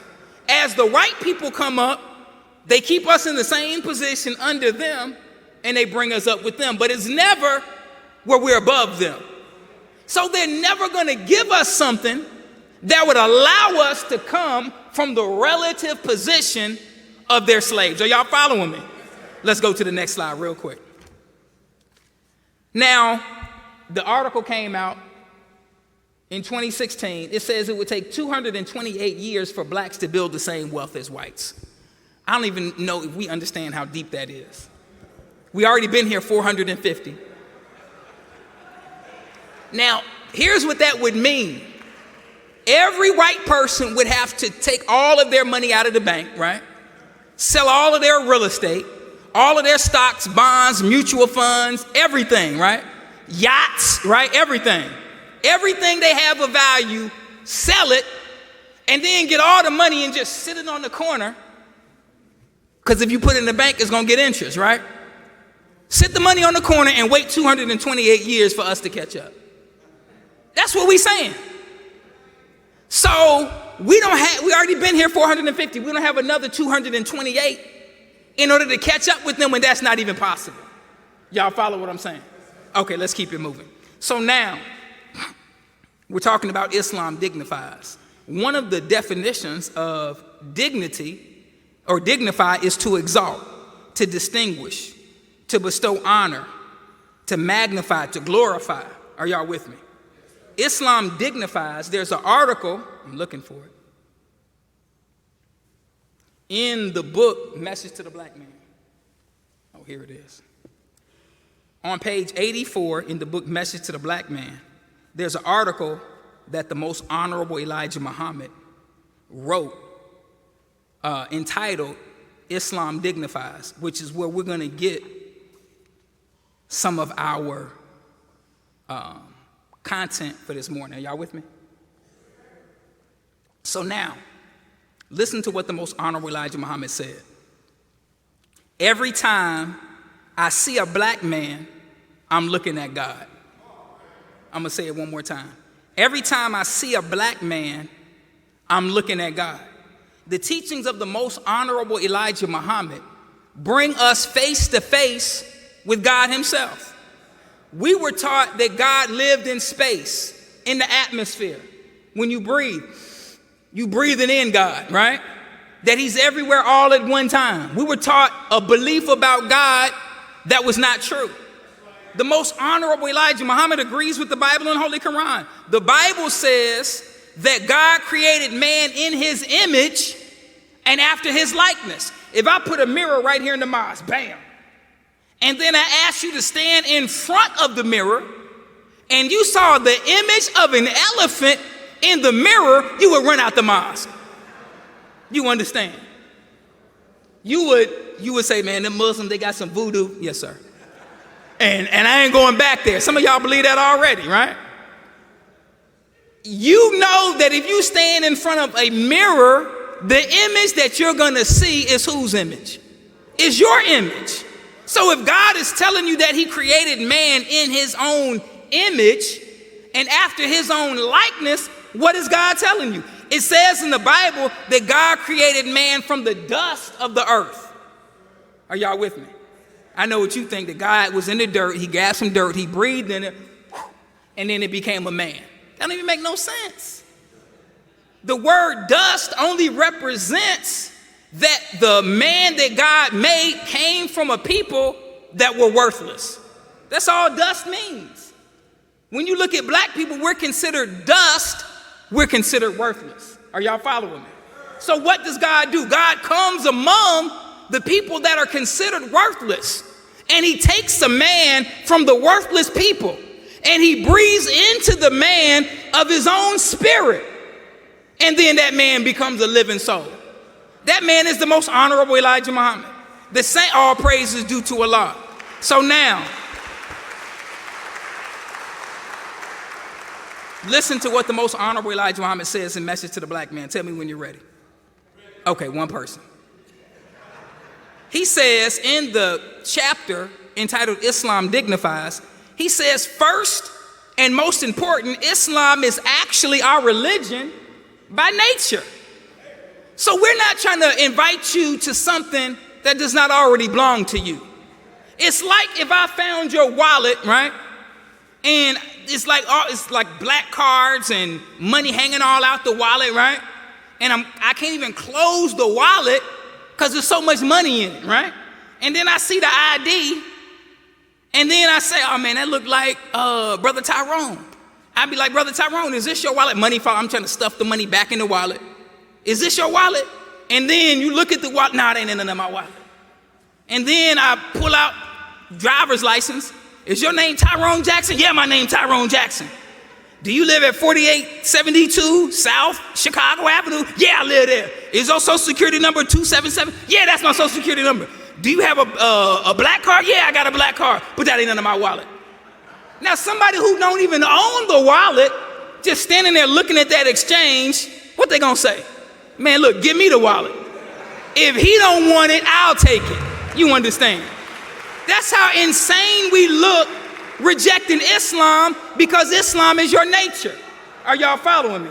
Islam is not a religion, so to speak. Islam is a way of life. So we're not converting you to something. All we're doing is trying to inspire you to live according to your nature. Listen to what the Honorable Minister Louis Farrakhan said. He said, accept your own religion. But most of us don't know what that is. Accept the nature of yourself, which is righteousness. Start practicing the doing of what is right. Loving for your brother and your sister what you love for yourself. Doing unto others as you would have done unto you. Righteousness is our nature. Righteousness is the power of your being. You do not have power being wrong. This is the Honorable Minister Louis Farrakhan. So now let's prove it. Let's go to the Holy Quran. I told you everything in the Holy Quran is in line with what the Most Honorable Elijah Muhammad teaches. The Most Honorable Elijah Muhammad teaches Islam is our nature. Listen to what the Holy Quran says. The nature of the man and the nature of God is one and the same. Your nature and God's nature is the same. Are y'all following me? Let's prove it from the Holy Quran. Listen to what the Holy Quran says in chapter 30, verse 30. So set thy face for religion, being upright, the nature made by Allah in which he has created men. There is no altering Allah's creation. That is the right religion, but most people know not.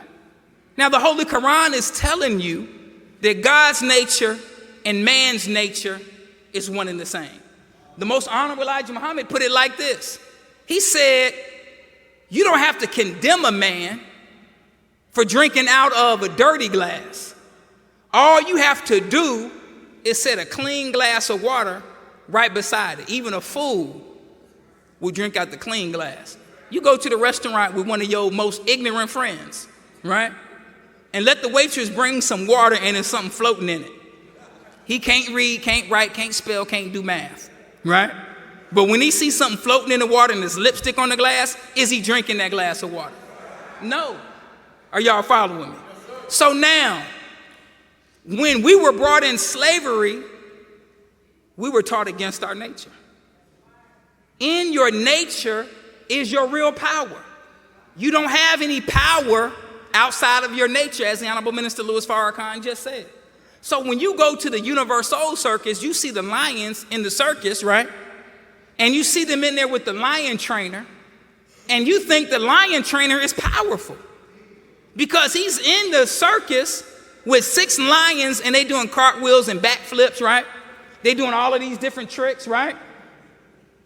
No, he's not powerful. He just has a whole bunch of lions that are punk lions. Are y'all following me? They're lions that are not in tune with their real nature. So because they're not in tune with their nature, they have no power and they're used for entertainment in the white man's world. Are y'all following me? Sound like black folks? Because it is black folks. So now, he's smacking a lion, right? Now take that same man and put him in the savannah of Africa. He's in there with 6, 7, 8 lions. Put him in with one and just give him his stick and drop him off and drive away, right? what's going to happen? You're not going to see him again. Because as soon as he gets up, the lion is going to chop his head right off, right? Why? Because that's a lion that's in tune with his nature, and in his nature is his true power. Are y'all following me? We have no power outside of our nature. So now, you may say, you take that same lion, right, that was in the circus, that was a punk lion, that was getting smacked upside the head by white folks, right? You take that same cowardly lion and you drop him off in Africa and put him with a real lion. The real lion is going to teach the cowardly lion how to be a what? How to be a real lion. So now, if you ran the circus, you don't want your punk lion with a real lion, because then that's the end of your circus. You understand what I'm saying? This is why the white man doesn't want you with the Honorable Minister Louis Farrakhan, because he's a real lion. He's not a punk lion. He's not a cowardly lion. He's not a Negro leader that's begging for crumbs from the white man's table, begging for favors from white people. So they don't want you around the real lion. So if you take a picture with anybody, nobody's mad. If you took a picture with El Chapo, right? Man, when they caught El Chapo, the second I was mad. Once he got from the tunnel with the motorcycle, he on Twitter like, come on, El Chapo, didn't you know better than that? That's a story for another day. But if you got a picture with El Chapo, then nobody's mad because you got a picture with Sean Penn went to go interview El Chapo in Mexico. Now, El Chapo got bodies, all kind of stuff, right? Did they condemn Sean Penn for being in the same room as El Chapo, who murdered people? No. But if you're in the room with the Honorable, look at Keith Ellison. You were in the room with him? How could you be in the room with him? This man hasn't killed anybody. Why are they afraid? It's because the Honorable Minister Louis Farrakhan is a real lion, and if you hang around him, you will be real. That's why they're afraid. As long as you're a coward and a punk, the white man has no fear of you. Let's keep it moving. So now, your nature is your real power. Let me prove it to you. If a woman was to come in here right now and she had on a shirt and was holding her breast down, right? She had on some pants, she was sagging, right? Couple of tattoos on her face, not a cigarette, but toothpick hanging out of her mouth, right? Low haircut like mine. And she come and walk down the aisle and sit on the front row. All of them brothers right there, they just like, she walked down the aisle and sat on the front row. That's it. But now, if Beyonce was to come in here, I'm just keeping it real. And now the sister's gonna cover Beyonce up. Y'all already know that. As soon as she walking in, you can't go in like that, right? It's not gonna happen. The MGT gonna be on it. All praise is due to Allah. But now, if we weren't in the mosque, right? And Beyonce walked down the aisle, or Rihanna walked down the aisle, right? Baby Beyonce, right? Or whoever you like, Nicki, right? Whoever you like, I don't know who you like. Cardi B, whoever, right? Everybody from the City Girls video, whoever you like, I don't know. If they walk down the aisle, every brother, you too, Brother Abdul, every brother is looking. Why? Because a woman who is in tune with her nature has power over a real man. A woman who is not in tune with her nature has no power over a real man. So a woman that's trying to look like a man don't have no power with a real man. Are y'all following what I'm saying? None. Not even a little bit, none. Not a real man, right? So, but a woman that's in tune with her nature has that power. Some women use that power incorrectly, right? So now, that's power on one level, right? So now, brothers and sisters, listen to what Malcolm X said. Malcolm X, before he came in the nation, was a drug dealer, drug user, pimp, hustler, right? All that kind of stuff. He went to prison, and the prisoners gave him the nickname of Satan. Now, come on, man. If we talk about people that's in jail, they serial killers, murderers, all kind of stuff, right? They see you, and they call you Satan. Then that means you had to be a bad man in prison. He was Detroit Red on the street, Dirty Red. That's the worst he could do is be Dirty Red. But when he got to prison, the prisoners gave him the nickname of Satan. But listen to what Malcolm X said. Malcolm X said in the autobiography of Malcolm X, I want to say it's page 153, he said, I had sunk to the very bottom of the American white man's society, and soon now in prison, I found Allah and the religion of Islam, and it completely transformed my life. Now here's a man that went from nothing in the white man's world. The white man did not care about Detroit Red, Dirty Red, right? Satan, when he was in prison. They didn't care nothing about him. It wasn't until he accepted Islam and became dignified, right? The most honorable Elijah Muhammad took something that was worthless in the white man's world, breathed into Malcolm the knowledge and wisdom and understanding from God himself.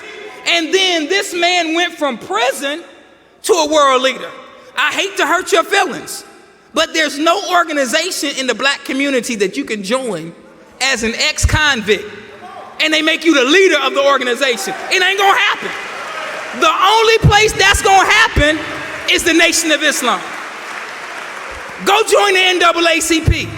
Yeah, I was one of the black souls. You know, I used to do X, Y, and Z. You know, I was in prison for 10 years. I'm trying to become the leader. You ain't becoming the leader of nothing in the NAACP. Join the SCLC. You know, I was with the BDs, you know what I'm saying? I did some time, you feel me? Now I'm trying to join the SCLC. Are they gonna make you the leader? No. The only place you can go coming out of prison and become not just the leader, but a world leader is the Nation of Islam, under the leadership of the most honorable Elijah Muhammad and the honorable Minister Louis Farrakhan. Let's keep it moving. Listen to what the most honorable Elijah Muhammad said. Second, it is the original religion, it is the only religion of Allah, God, and his prophets. God does not send prophets with a whole bunch of religion. You open up the Bible never tells you the name of a religion. It doesn't say that God put Adam in a garden and named his religion Adamism, right? Or Jobism, or Abrahamism. The Bible doesn't name a religion. You read it from cover to cover, it never gives you a name of what the prophets taught. What Jesus said he taught was the way. What does he mean, the way? The way that we had always lived. It wasn't until the time of Prophet Muhammad that they gave it the name Islam. And all Islam means is total submission to do the will of God. So now when you read the Bible, even though the Bible doesn't name a religion, all through the Bible it names a religion, because every prophet obeyed God. Those prophets didn't want to do what God wanted them to do. They were human beings with human emotions. But in the end, what did they do? They submitted their will to do God's will, which made them Muslims, made them people who were obedient to the will of God. And when they were obedient, then they became more dignified. They became more exalted. Are y'all following me? The same thing that happened for them will happen for you if you obey God. If you accept Islam, we're not asking you to accept a religion. We're asking you to accept your nature. How do you know it's my nature? Let me prove it to you. This book says that if a man or woman is guilty of adultery, right, they should be punished, right? Some people say that they should be given 80 stripes. Some people say, well, they should be killed. It don't even matter, right? Listen to this. If you were in your house and you walked in after working all day and you heard some sounds coming from the bedroom, male or female, and then you opened the door and then you saw your wife or your husband with somebody else. Now, are you going to stop and say, well, let me read the Holy Quran and see what the Holy Quran says about when this happens? No, because in your nature is an automatic reaction, right? You ain't got to read no book to know how to react in a situation like that. Your nature tells you how to react. Are you understanding what I'm saying? Somebody breaking your house in a home invasion, you're not going to say, hold on, sir. Wait, just hold on. You pull out the Holy Quran, okay, and try to find, no, your nature tells you what to do. You understand? So we're not inviting you to a religion. We're inviting you to your nature. Are y'all following me? All praise is due to Allah. We got to keep it moving. So now, next he says, listen to this. Third, it dignifies the black man and gives us the desire to be clean internally and externally for the first time and have a sense of dignity. We're talking about Islam and what it does for people who accept Islam. Listen to this. There were a group of Moors. The Moors were a group of black people that lived in North Africa. When the Muslims came to Africa and shared Islam with the indigenous people of Africa, Islam was already our nature. So when we accepted Islam, which was our nature, being reintroduced to us, then some of the greatest soldiers in Islam were black people. Are y'all following me? So the Muslims conquered the known world at that time. There were a group of Muslims called the Moors. The Moors is just a word that means black. That's all it means. Are y'all with me? You heard of Othello? The book by Shakespeare, Othello, the Moor of Venice. All it means is Othello, the black man of Venice. That's all it means. Moor means black. Before white people called us Negroes in slavery, right? They called us Moors. That was the term for a black person. Are y'all following me? So now, the Moors in Spain were the ones that led Islam from the Moors, is what civilized Europe. Europe at this time was in the Dark Ages. Are y'all following me? The Dark Ages was a period of ignorance among the Europeans that lasted 1,000 years. And it was the Moors that came to the Europeans and gave them the knowledge of Islam. At this time, blacks led the world in science. I know that's hard to believe because we lead the world in spookism today. But at this time, we were the ones that were scientific, and white people were the ones that were superstitious. So some of you celebrate Halloween, right, with your children, even though you got a big white Jesus on the wall at home. But you don't know where it comes from. In Europe, the white people who were superstitious thought that on October 1st or the last day of October, October 31st, that all the evil spirits inhabited the earth. And so they would have a dead animal head, and they would put the dead animal head on top of their head. And they would walk around with a dead animal head on top of their head, thinking that they're scaring the evil spirits away. That is the origin of what you call Halloween, All Hallows Eve. And then November 1st was All Saints Day in the Catholic Church. Are y'all following me? They were the ones at this time that were superstitious. Black people were the ones that were scientific. When Christopher Columbus got ready to travel around the world, right? Christopher Columbus purchased his maps from the Moors. The Moors were the cartographers or the map makers in Europe. Christopher Columbus got the map, right? And you know what he did, right? He flipped the map upside down. I know you don't believe that, but it's true. He flipped the map upside down and then tried to find a route to India by going not east, but west. But you should ask the question, why, Brother Muhammad? Why wouldn't he just go over a land route to India? Why would this man go around the entire globe?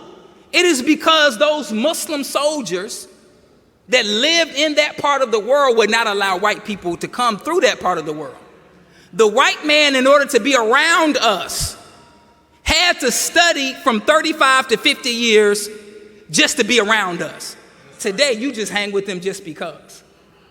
At this time, to come among us, you had to study 35 to 50 years. Why? Is it because they're white? No.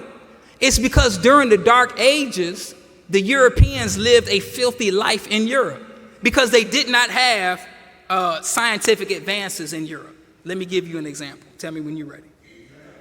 In the dark, 3 people. During this time, the Europeans took a bath once a year.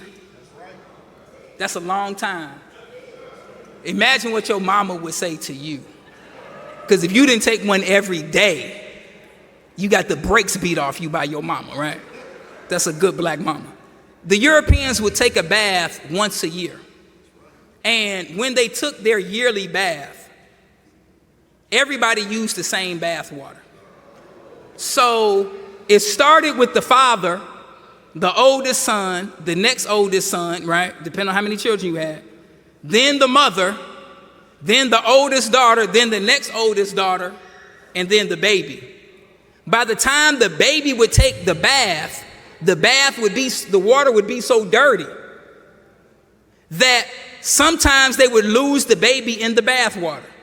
So they came up with a phrase, don't throw the baby out with the bath water. You understand what I'm saying? So now you heard people say, man, you don't have, your mama said, when you started talking all that trash at home, when you got 18, 19, boy, you don't have a pot to piss in or a window to throw it out of. Where did that come from? That came from Europe because they didn't have plumbing. So they used the bathroom in a pot, 1 and 2, and then they threw it out on the street. So that means everybody in Europe walked the streets, right? And at that time, they didn't have cars, so people rode horses. So in the streets of Europe was the doo-doo from people. He just said doo-doo in the mouth, yeah. And from the horses in Europe. So when the white people would walk the streets of Europe, all of the filth from the streets, when they got home, they would track that filth through the house. Are y'all following me? And this is what led to the Europeans having all these diseases. This is why when they came among the Native Americans and one white man would cough, and 500 Native Americans would just fall out and die. Don't let them sneeze, because the whole tribe would die. If a white man sneezed, that's how many diseases they had. That's why they had to go to Africa and get us, because they coughed around the Native American and they would die. They had to go get the strongest people in the existence of the planet Earth. So now, this is why when you come to a righteous person's home, you come to the door and what do? You take your shoes off at the door. Because if you don't, you're tracking the filth of what's outside. 93% of what's on the bottom of your shoe is fecal matter. Let me say it again. So some of y'all walk in the house today, 93% of what's on the bottom of your shoe is doo-doo. When you come to you go to the East, they take their shoes off at the door. You come to the Muslim home, we take our shoes off. You as a black person, you look like, man, what's wrong with you? No, what's wrong with you? You've been hanging around white folks too much. You understand? So now, the Europeans had all of these diseases. So this is why the original people, the Moors, would not allow them to come through that part of the world. Not because they were white, because they lived a filthy life. Are y'all following me? In Europe, when women had children, they thought, because they believed in demons and spirits, they thought that doctors were possessed by demons. Because when a woman would have a baby and the doctor would deliver the baby, the woman would die after childbirth. But then when a midwife would deliver the baby, the woman would live. Years later, they found out that the midwife washed her hands and the doctor didn't. Are y'all understanding what I'm saying? Okay. So now, Queen Elizabeth, the woman who started the slave trade for England, she took a bath once every 3 months. And she was known at that time as the cleanest woman in all of Europe. Damn. These are the people that you worshiping on television. When you see, I don't know all their names, Harry and all of them, these are the people that you worshiping, right? So now, most of us, when we get married in June. Most weddings are in June, but we don't know why. We just do what white folks do. The reason that most people get married in June is because in Europe, white people would take their yearly bath in May. And they figured that they still smell good by the time June came around. I'm just telling y'all the truth. You can accept it or reject it. But just in case they didn't smell good, they carried a bouquet of flowers to cover up the funk. Right, that's where that comes from. Then at the end of the wedding, they throw it, and whoever catches it, I guess because they not funky no more, somebody's gonna marry them. I don't know. I'm just telling y'all what it is. So now all praise is due to Allah. But this is the way the Europeans lived, but it was the Moors that came and introduced soap to the Europeans. Look, when you take your yearly bath, use this. You understand what I'm saying? Your mama might have done you the same way, I don't know. Let's move on. Now, they did research recently, and in this research, they found who was the richest person in the history of the world. Y'all with me? Yes, sir. And we talking about Islam Dignifies. When they did the research, they said that the richest person in the history of the world was a black Muslim by the name of Mansa Musa. Can we put him up on the screen? Now, I know you worshiping Bill Gates and what's the dude from Amazon, Jeffrey Bezos? But Mansa Musa was the richest human being in all of history. He was a black man and he was a Muslim. Why are we sharing this? Because all I'm trying to get you to see is that Islam dignifies you. Islam exalts you. Islam, when you obey God, then you rise instead of fall. Are y'all with me? Now, let's keep it moving. We're going to try to do as much as we can. Listen to what Ibn Battuta said in 1352. Now, I want you to keep in mind, we were not brought in slavery until 1555. Y'all with me? So this account is from an Arab explorer before black people were brought in slavery. Listen to what he had to say. The blacks possess some admirable qualities. Ain't nobody saying that about black people today. They seldom are unjust and have a greater abhorrence of injustice than any other people. Their sultan, which means their leader, shows no mercy for anyone who is guilty of the least act of it. There is complete security in their country. Neither traveler or inhabitant in it has anything to fear from robbers or men of violence. Can you say that about the black community today? Can you say that whoever travels in the black community has nothing to fear from robbers and men of violence? No, you can't say that, because you was on the 79th Street bus on your phone, right? And as soon as you stepped off the bus, about to put your phone up, you got knocked out. Somebody stole your phone that cost $1,000 and sold it to the Arabs for $50, right? That's what happens in the black community. You can't say that about us today. Then he says they're careful to observe the hours of prayer. On Friday, if a man does not go early to the mosque, he cannot find a corner to pray in on account of the crowd. Another of their good qualities is their habit of wearing clean white garments on Fridays. Even if a man has nothing to wear, has nothing but an old shirt, he washes it and cleans it and wears it to the Friday service. Yet another is their zeal for learning the Quran by heart. What is that telling you? That these people were Muslims. And when this Arab explorer came among them, he said that they lived in a place where they upheld justice and they hated injustice more than anything else. And that nobody who lived there had anything to fear from robbers or men of violence. He just described heaven. Are y'all following me? All praise is due to Allah. Let's keep it moving. Listen to what the most honorable Elijah Muhammad says.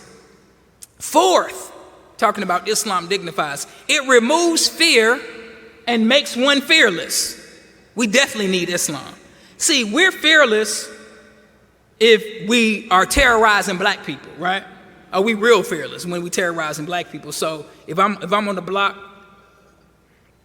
right, and some little children, we terrorize black folk, old women, whatever the case may be, right? But as soon as the white people show up, what happens? It could be GDs, BDs, Four Corner Hustlers, Black Souls. I don't know all the gangs, even the new little gangs, right? All on the corner, Latin Kings, MS-13, all standing on the same corner, right? Hanging out, rolling blunts, talking, right? One police officer shows up, and he rides up to the block, whoop, whoop, jumps out the car, and it's a midget, right? He goes to the back door and pulls a stool out of the back, puts the stool, then gets on top of the car, right? And gets on his board, clear the block, right? The midget police officer. What's gonna happen? Everybody scattering like roaches. You understand? Why? Because we're afraid, at the end of the day, we're afraid of white folks. As bad as we act among ourselves, right? Why are we afraid of them? Because our power is not in doing wrong. Our power is in what? Our power is in righteousness, it's not in wrongdoing. So now, if me and brother Yahya leave the mosque right now and walk across the street to the foodie spot, and on the way are surrounded by 1,000 police, right? We're not running nowhere. Why aren't we afraid to run? Why is it that when the white man show up, we don't run and scatter like roaches? It's because we've done nothing wrong. And our power is in right. We have no power in wrong. You understand what I'm saying? Let's keep it moving. So now, the greatest example of this that I could think of is Muhammad Ali. Muhammad Ali is a man that refused to go to war. He was unafraid. He asked the most honorable Elijah Muhammad, well, what did you do? And the most honorable Elijah Muhammad told him that he did not go to war. So that inspired Muhammad Ali to make that strong stand, which inspired millions of other people. Are y'all following what I'm saying? So now, the white man, they made a comic book, right? You all know that as long as we've been alive, Superman has been the symbol of white supremacy. We grew up watching Superman. Like he couldn't be beat, right? Until Muhammad Ali came around, a follower of the most honorable Elijah Muhammad, right? They had a comic book, Superman versus Muhammad Ali. And in the comic book, y'all know what happened, right? When the fight happened, if we could go to that next one, Muhammad Ali beat the brakes off Superman. I'm just telling y'all what happened. Now, I'm not making this up. Now, I need you to think about a young black child reading that comic book and seeing a black man named Muhammad Ali beat the brakes off the greatest symbol of white supremacy that has ever been made, AKA Superman. Are y'all with me? Okay. Now, but I don't even want to take credit because I'm going to let Muhammad Ali speak for himself about where he got this power from. Can we go to that video of Muhammad Ali? Who was bearing me up, too power, too strong. I proved that Allah is God.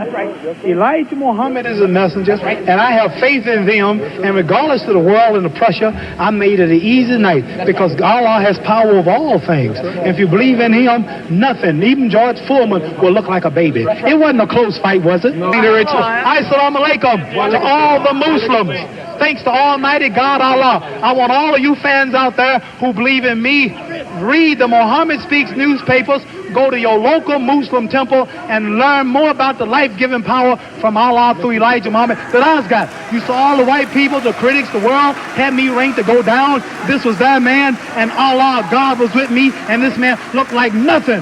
Well, I want you to remember that. Want to know where I get the power? Visit your local Muslim mosque. Read that Muhammad Speaks newspaper. Take it from me. That just proves you can have... Muhammad, one last question. Tell me, would you say that this, at this moment, is this the happiest moment of your life? No. Happiest moment of my life when I met Elijah Muhammad, the freedom speaker of black people. But all praise is due to Allah. Now, I just had to let the man speak for himself. Now, he just won the greatest fight in the history of his boxing career, and he was celebrating, and the white man asked him, is this the greatest moment in your life? And y'all saw him stop and say, no, the greatest moment in my life is when I accepted the teachings of the Honorable Elijah Muhammad. All praise is due to Allah. Let's keep it moving. So now, listen to what the most Honorable Elijah Muhammad says. Fifth, we're talking about Islam dignifies. It makes us to know and love one another as never before. It educates us to the knowledge of God and the devil, which is necessary for us. So now the greatest example that I could show of this is the Million Man March. All praise is due to Allah. At the Million Man March, you had over 2 million black men showed up. Now I was there at the Million Man March. I went to some of the lectures that the minister did prior to the Million Man March to encourage black men to come to the Million Man March. I just graduated from college, and I was at the Million Man March. When I came over Capitol Hill, right, and I was on top of Capitol Hill, I looked out, and as far as my eye could see, I saw nothing but black men, right? All praises due to Allah. Now, the enemy did everything within their power to stop the Million Man March, but they were unsuccessful. The Million Man March happened anyway, right? And I don't have time to go into all the details, but I can say this, that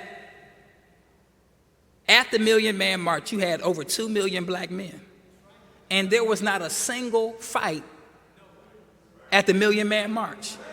How could that even, now, if it's 5 of you at a party, right? It's just 5 of y'all at the party, it's gonna be 6 people fighting. You understand what I'm saying? How could the minister gather 2 million black men on a Monday, take a day off work, tell them, look, I'm not paying for you to get there, pay your own way to get there. And 2 million men show up, and it was not a single fight among those 2 million black men. It is because the power of Islam to create love among black people. Are y'all following me? Let's go to the next slide. Now, you may say, man, brother, it wasn't no 2 million men. Okay, let's see. This is the Obama inauguration. They said it was at least 2 million. I'm going to say it was probably 5 million men at the Million Man March. I'm just going to put it out there. And the reason I say that is because if you look at this picture of Obama's inauguration, they said it was 2 million people, right? And then if you look at Trump, Trump said he had more than Obama, right? But we know Trump is a liar, right? But now, at the Million Man March, all that space that you see in the Obama inauguration, all of that was full. Y'all see that? So we were there. And at the Million Man March, you couldn't move. It wasn't no like, man, I'm going to just hit that bathroom. No. The brothers had to pick you up and send you over to go to the bathroom, and you wasn't getting back in that spot because you could not move at the Million Man March. It's just a fact. Wherever you were there till it was over with. You understand what I'm saying? We got to keep it moving. Next slide. Listen to this. 6, it destroys superstition and falsehood, and it destroys superstition and removes the veil of falsehood. It heals both physical and spiritual ills by teaching us what to eat, when to eat, what to think, and how to act. We're talking about Islam.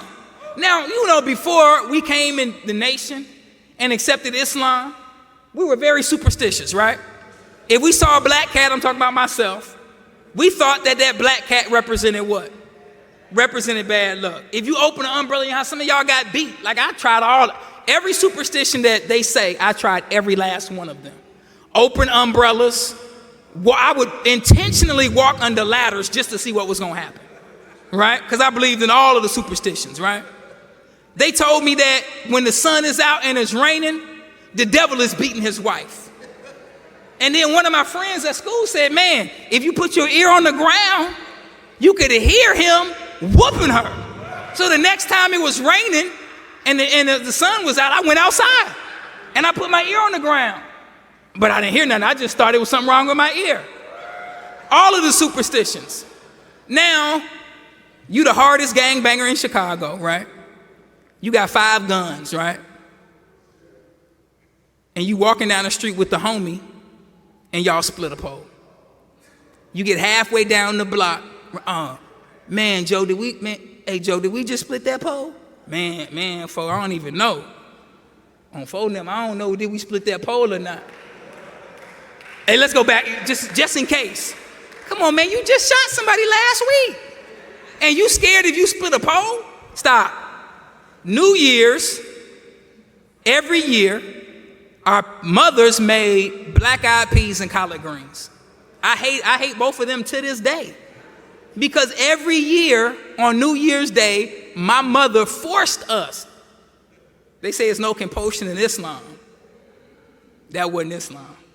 She forced us to eat black-eyed peas and collard greens and told us that we would have prosperity and riches. But we still poor. We still broke. We still in the ghetto. You understand? Somebody said, man, my hand is itching. That means I'm about to get some money. No, you just need to wash your hands, right? Use soap, right? That's all it means. They said that if your eye is twitching, right? It's a muscle spasm. But they told you that somebody's looking for you. Ain't nobody looking for you, right? It just means you need to eat some potassium. You need a banana.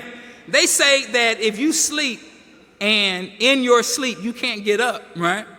You trying to get up, but you can't, right? You're like, man, I want to get up, but I can't. Then you go tell your grandmama, I was asleep and I was trying to get up, but I couldn't get up.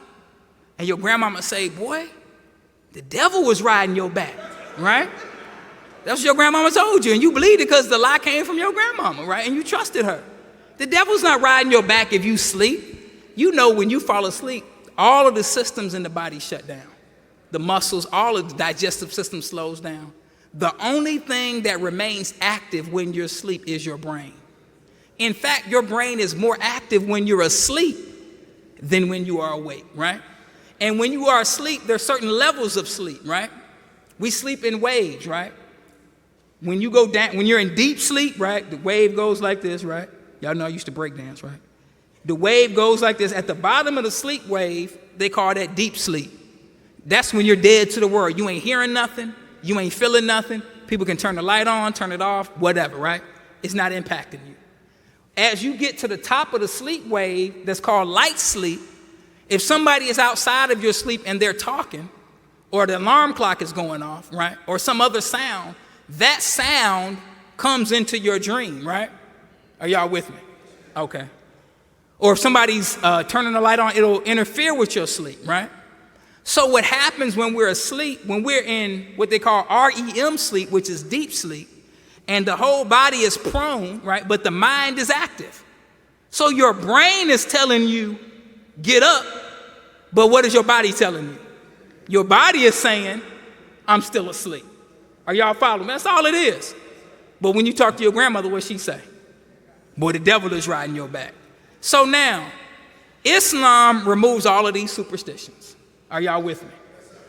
That we believe in. Listen to what the most honorable Elijah Muhammad says as we wrap it up. The most honorable Elijah Muhammad says that seventh, Islam is the only religion that has the divine power to unite us and save us from the destruction of the war of Armageddon, which is now. Black people coming together and being united, Islam is what brings us together, right? All of us who are here, who are Muslims, we were all something different before we came. We were Baptist, Southern Baptist, Episcopalian, Jehovah's Witness, right? We were GDs, BDs, Vice Lords, Four Corner Hustlers, Latin Kings, Black Souls. We were everything, Crips, Bloods, we were everything, right? But what Islam did, Islam allowed us to see each other not as enemies, right? But as brothers and sisters. So Islam is the thing that has the divine power to unite us. And then he says to save us from the war of Armageddon, which is now. Now, you all know Trump is trying to go to war with Iran, right? And our brothers and sisters in Iran are Muslims. The war of Armageddon is the war to end all wars. And that war is going to happen. We don't want it to happen. Because in a fight like that, you're going to lose a lot of lives. You say, well, but Iran has a more powerful military than Iraq. Yeah, but their military is not powerful enough to fight the United States of America. Are y'all following me? And when the minister went to Iran, Iran is a very beautiful country full of Muslims. And what America wants to do to Iran is the same thing they did to all the other Muslim countries, Libya, Could you imagine being in Libya before Gaddafi? And you have a place to stay, you have money, you have food on the table, right? And then now you living in rubble, but Gaddafi's a bad man, right? Look at what they did to Libya. Look at what they did to Iraq. Look at what they did to Yemen. All of these Muslims, look at what they are doing to the Sudan. The same thing they did to all of these other Muslim countries is what they want to do to Iran. But not only do they want to do that to Iran, but they also want to do that to the Nation of Islam. The Nation of Islam is not a Muslim country in the East. It's a nation of Muslims in the West, right inside of America. So the same plan they have for these other countries, they have for the Nation of Islam. Why, brother? It is because the teachings of the most honorable Elijah Muhammad have the same impact on black people and the people that accept it as the teachings of Prophet Muhammad had on the early Muslims. I'll wrap it up with this. I have here, as we conclude, a stack of books, and all of these books are on the life of Prophet Muhammad. So now every one of these books that's on the life of Prophet Muhammad, every last one of them starts with the condition of the Arabs before Prophet Muhammad was born. Are y'all listening? So when Prophet Muhammad, why would they start their book on the life of the Prophet with the condition of the Arabs before the Prophet? Because if you look at the condition of the Arabs before the Prophet and then you look at the condition after the Prophet, you would have to say that Islam did what? Islam dignified them. Are y'all following what I'm saying? I know I'm a little past time, but I'm gonna wrap it up with this. Listen, the Arabs were idol worshipers. They had idols in the Kaaba, and they had idols in their homes that they worship. What about black people today? You have celebrities that you worship, right? You in your home, you're glued to television, watching the exploits of your favorite celebrity, right? Among the Arabs, robbery was not a crime. It was just viewed as the order of the day. If you are among black people in America and you lose your wallet and somebody steals your wallet, right? What do they say? Man, that's a ghetto blessing. I found a wallet with $500 in it, right? Hey, he shouldn't have been lacking, right? That's a ghetto blessing, right? Robbery is not viewed as a crime. In the Arabs, they had a feeling of no responsibility for their actions. What about black people today? The Arabs during that time, before the Prophet, they believed in demons and evil spirits. What about us? I'm gonna talk about me. I know when I was growing up, they said go in the bathroom and say Bloody Mary 3 times. Let me pause, and I gotta apologize, and I'm going a little above time, but this is the conclusion. Bloody Mary. Queen Elizabeth, the woman who started the slave trade, was the daughter of Henry VIII. Henry VIII had another daughter named Mary, the Queen of Scots. She was from Scotland, right? Mary, the queen, who was the daughter of Henry VIII, the sister of Queen Elizabeth, she was the one that got the nickname Bloody Mary. When Henry VIII became king, he left the Catholic Church and became a Protestant. Mary remained in the Catholic Church. So when all the people in England came to the Protestant church with Henry VIII, when Mary became Queen of England, she tried to get everybody in England to leave the Protestant church, the Church of England, and come back to the Catholic Church. The people in England didn't want to go back to the Catholic Church. They wanted to stay in the Protestant church. So she murdered a whole bunch of people. She murdered so many people that the white people in Europe gave her the nickname of what? Bloody Mary. Okay, fast forward to when I was a teenager. My friends say, man, go in the bathroom and say Bloody Mary 3 times, and she gonna come out the mirror. So I went in the bathroom. I said, Bloody Mary. Bloody Mary. When it got to that 3rd time, I was too scared. I came out the bathroom. I wouldn't say Bloody Mary 3 times. Why am I saying that? Because among the Arabs, they believed in demons and evil spirits. It's the same way among black people. You talking about Candyman, right? But you're supposed to be with God. Ignorance prevailed among the rich as well as the poor. Is it the same way today? Okay. There was no moral code among the Arabs before the prophet. What about black people today? Okay. There was loose sexual relations among the Arabs. What about black folks? If I ask you to raise your hand and ask the question among black people, is our father in our life? Don't raise your hand. But in a lot of cases, he's not. Why? Because of loose sexual relations in the black community. We're victims of that. Are y'all with me? Okay. Among the Arabs, obscene poems and songs were recited in public assemblies. Do I have to even talk about this? All you gotta do is go to a rap concert. You turn on whoever you like, right? And it's an obscene song, right? The more obscene, the better, right? If it ain't no cussing, I was at Jules one day and a brother was getting the buggies from outside. And some rapper's album came out and he was putting, man, he slammed the buggy. Man, this whole record ain't got no cussing on there. He was mad because there was no cussing. Right, because with us, the more obscene, the better. Among the Arabs, there was no punishment for adultery. What about black folks? We brag about it, right? Prostitution was not a dishonorable profession among the Arabs. What about today? It's the same way. Women were degraded and treated as property. What about today? It's the same way. There was no government and no law among them. Whatever the strong wanted to do, then they would do. Mike was right. What about today? They belonged to one race, spoke one language, but were disunited. What about black people today? We did the same exact way. They fought each other for no reason, and they trampled upon the weak and the widows and the orphans. What about the black community today? So now, if God raised up a man among that condition, created the circumstance to bring about a man that gave Islam to the people that were in that condition. If God is a God of justice and he gave the people of that day a Muhammad, right? Gave the people of that day a man from himself. Then what about the people who are in the same condition, in fact, a worse condition?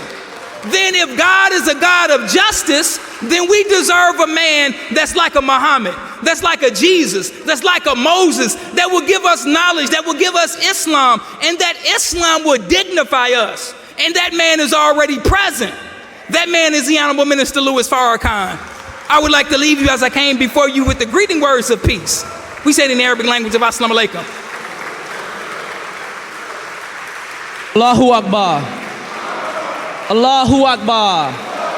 Allahu Akbar. Assalamu alaikum. Brothers and sisters, I know I went a little over the time. I do apologize.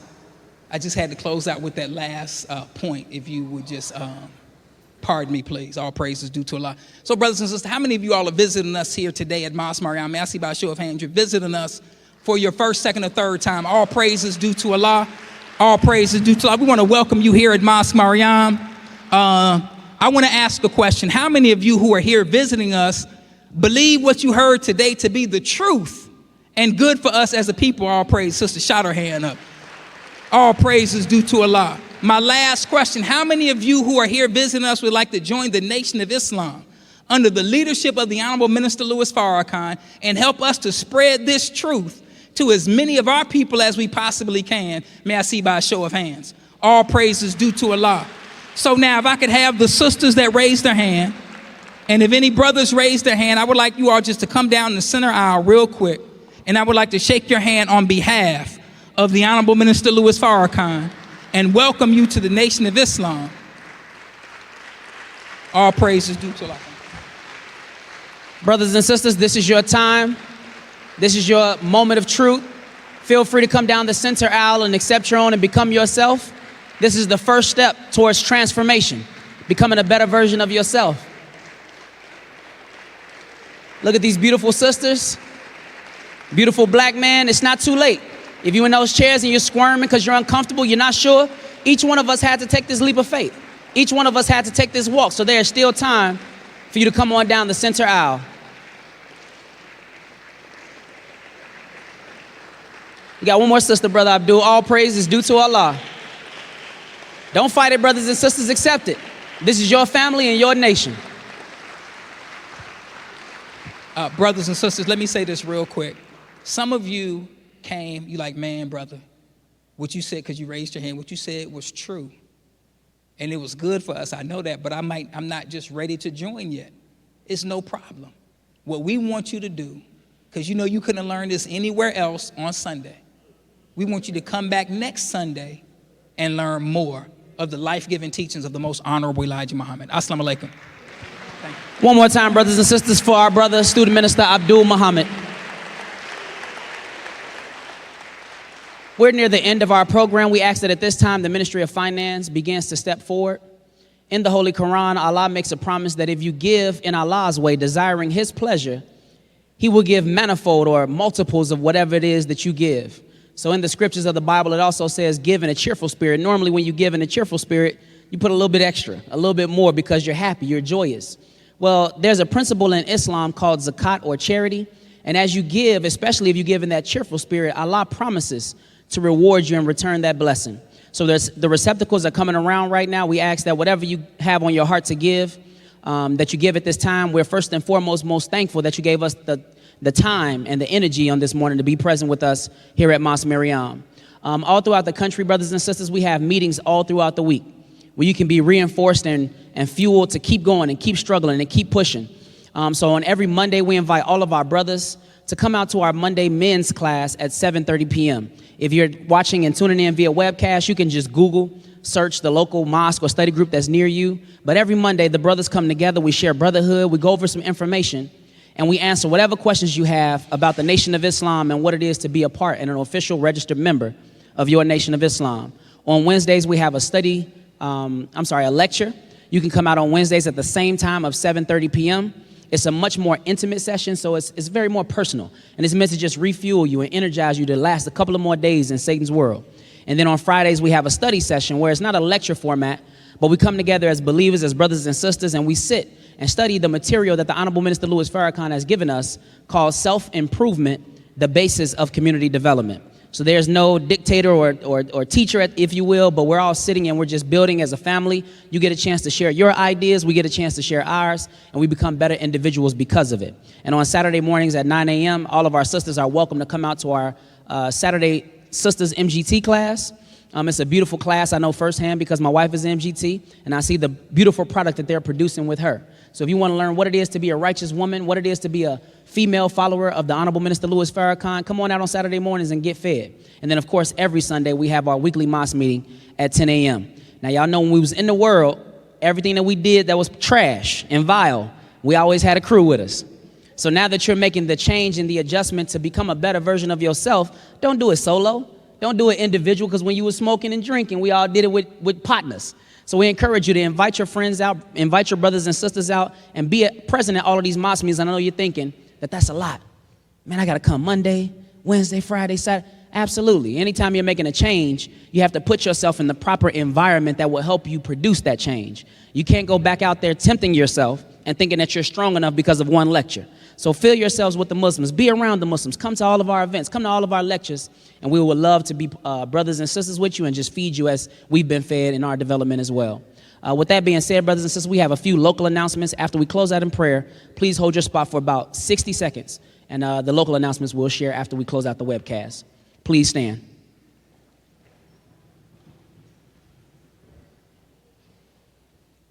Attention prayer.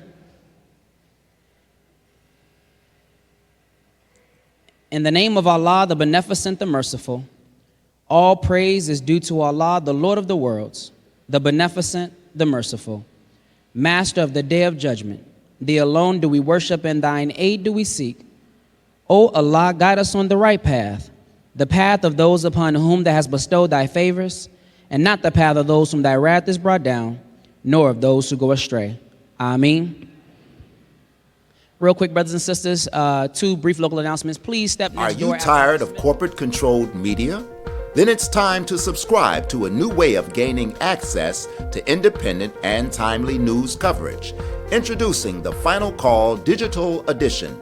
The Final Call Digital Edition is on the cutting edge of print news delivery. The Final Call Digital Edition carries in-depth reporting and thought-provoking analysis of both national and international news. Get out of the old and get into the new. Subscribe to Final Call Digital Edition at digital.finalcall.com.